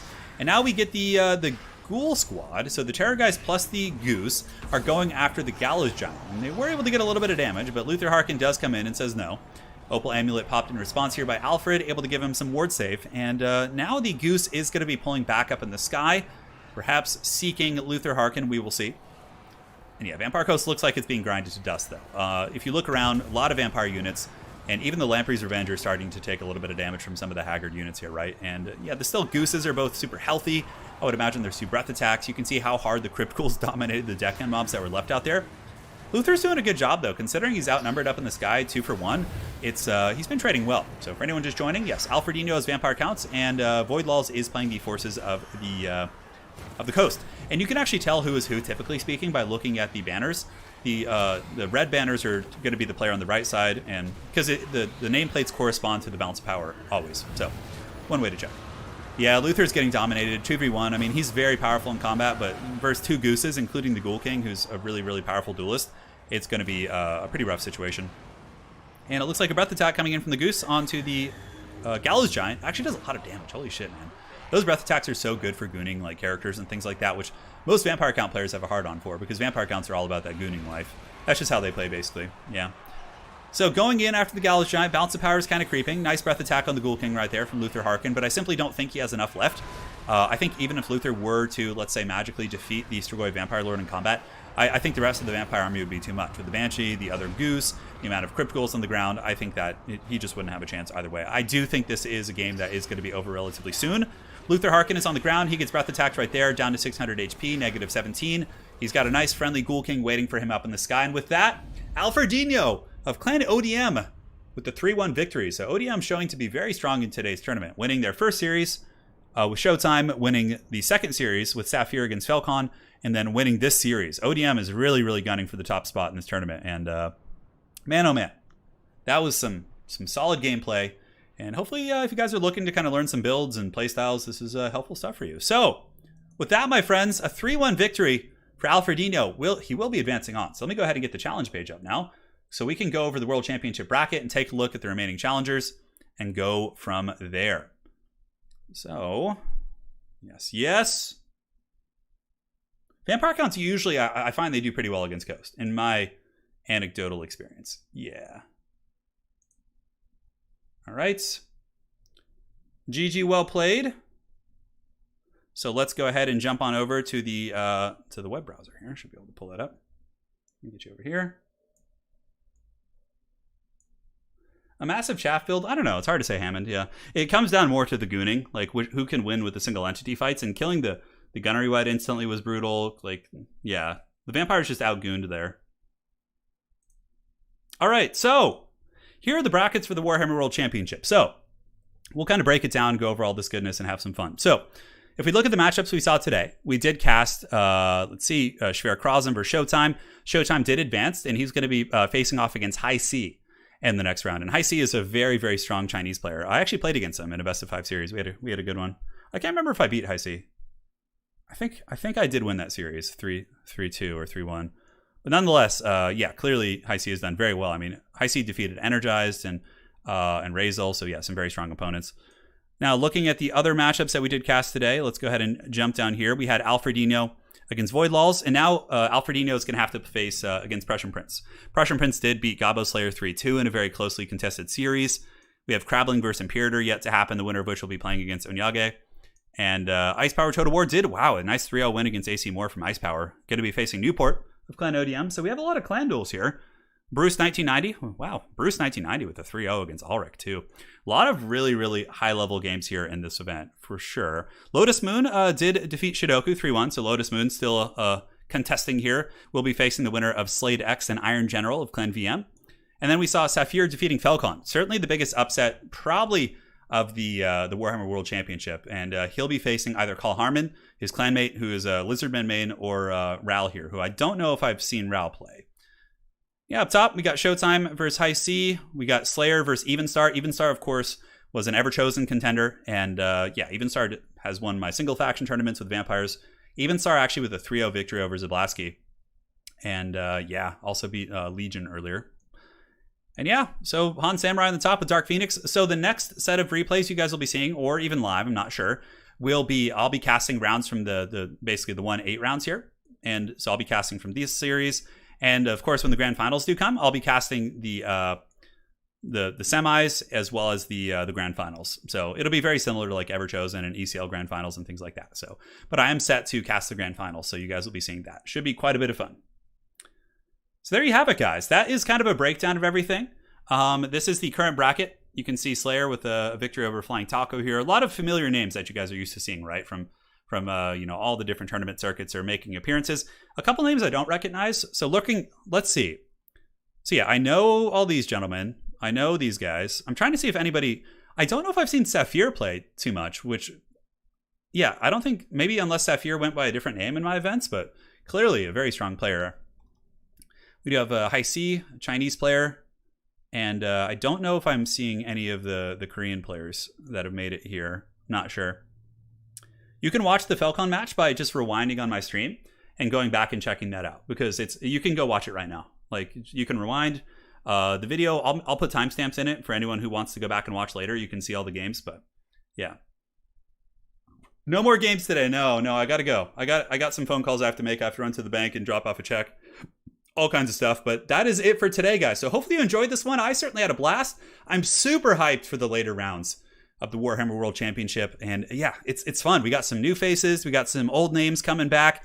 I know Onyage hadn't been playing Warhammer 2 at all, and then just made a comeback for this and the most recent DLCs. For those of you guys who don't know, Onyage was like one of the Dark Lords of Warhammer 1 multiplayer, like a top tournament winner, like Felkon Soothsayer, like kind of guy. And he's back now, and clearly he's been doing very well making it to this round. So this is going to be fun. This is going to be super fun, guys. I'm really, really hyped. I'm betting on Alfredino to win the tournament. Certainly a strong, I mean, there's so many good players here. There are so many good players at the top. A lot of them, it's like ODM or VM or RTK. So you're seeing the clans are having a really good performance for sure. XMT has Ice Power still. As far as that goes, I don't know if XMT has any other champions. Felkon, of course, the champion of XMT has fallen. But yeah, Ice Power is the last hope for XMT. But the clan's really practicing well together and obviously making it pretty far. So, all right, guys, that is it. It's going to be fun. I'll be back. Mixa says, I also tried to make a comeback for this, but got taken out. Hey, it's all good, man. I'm sure you did well.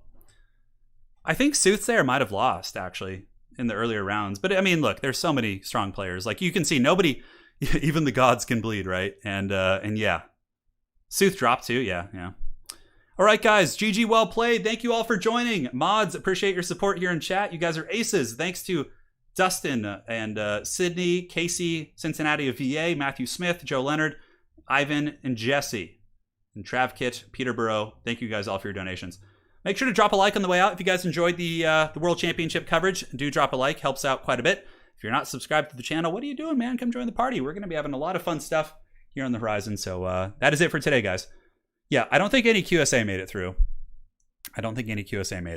Alas, valiant efforts indeed, but that is it. All right, guys. Thanks for playing. Hopefully you enjoyed. Thanks for playing. Thanks for watching and playing. Some of you guys played in this. Thank you for playing and watching. And we'll see you guys back in the next couple days with another stream. Tomorrow we will be. I'm going to be off tomorrow because I'm going to get going to a doctor's appointment. Maybe I'll be able to stream something tomorrow night, something like a casual King of the Hill or something. But at the very least, we'll be back streaming on Friday with the Legendary Lords tournament. And then over the weekend, we'll have some big streams as well. So, yeah, should be good. All right, guys, thanks for joining. See you next time. Take care. Stay safe. Avoid Nurgle's Plague. Appreciate you all. And that is it. Cheers, my friends.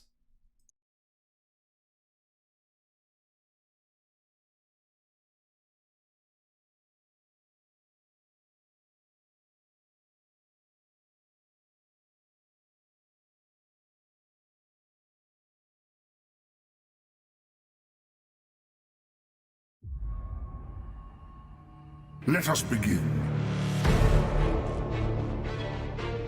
The night goes long. At last, a worthy challenger comes.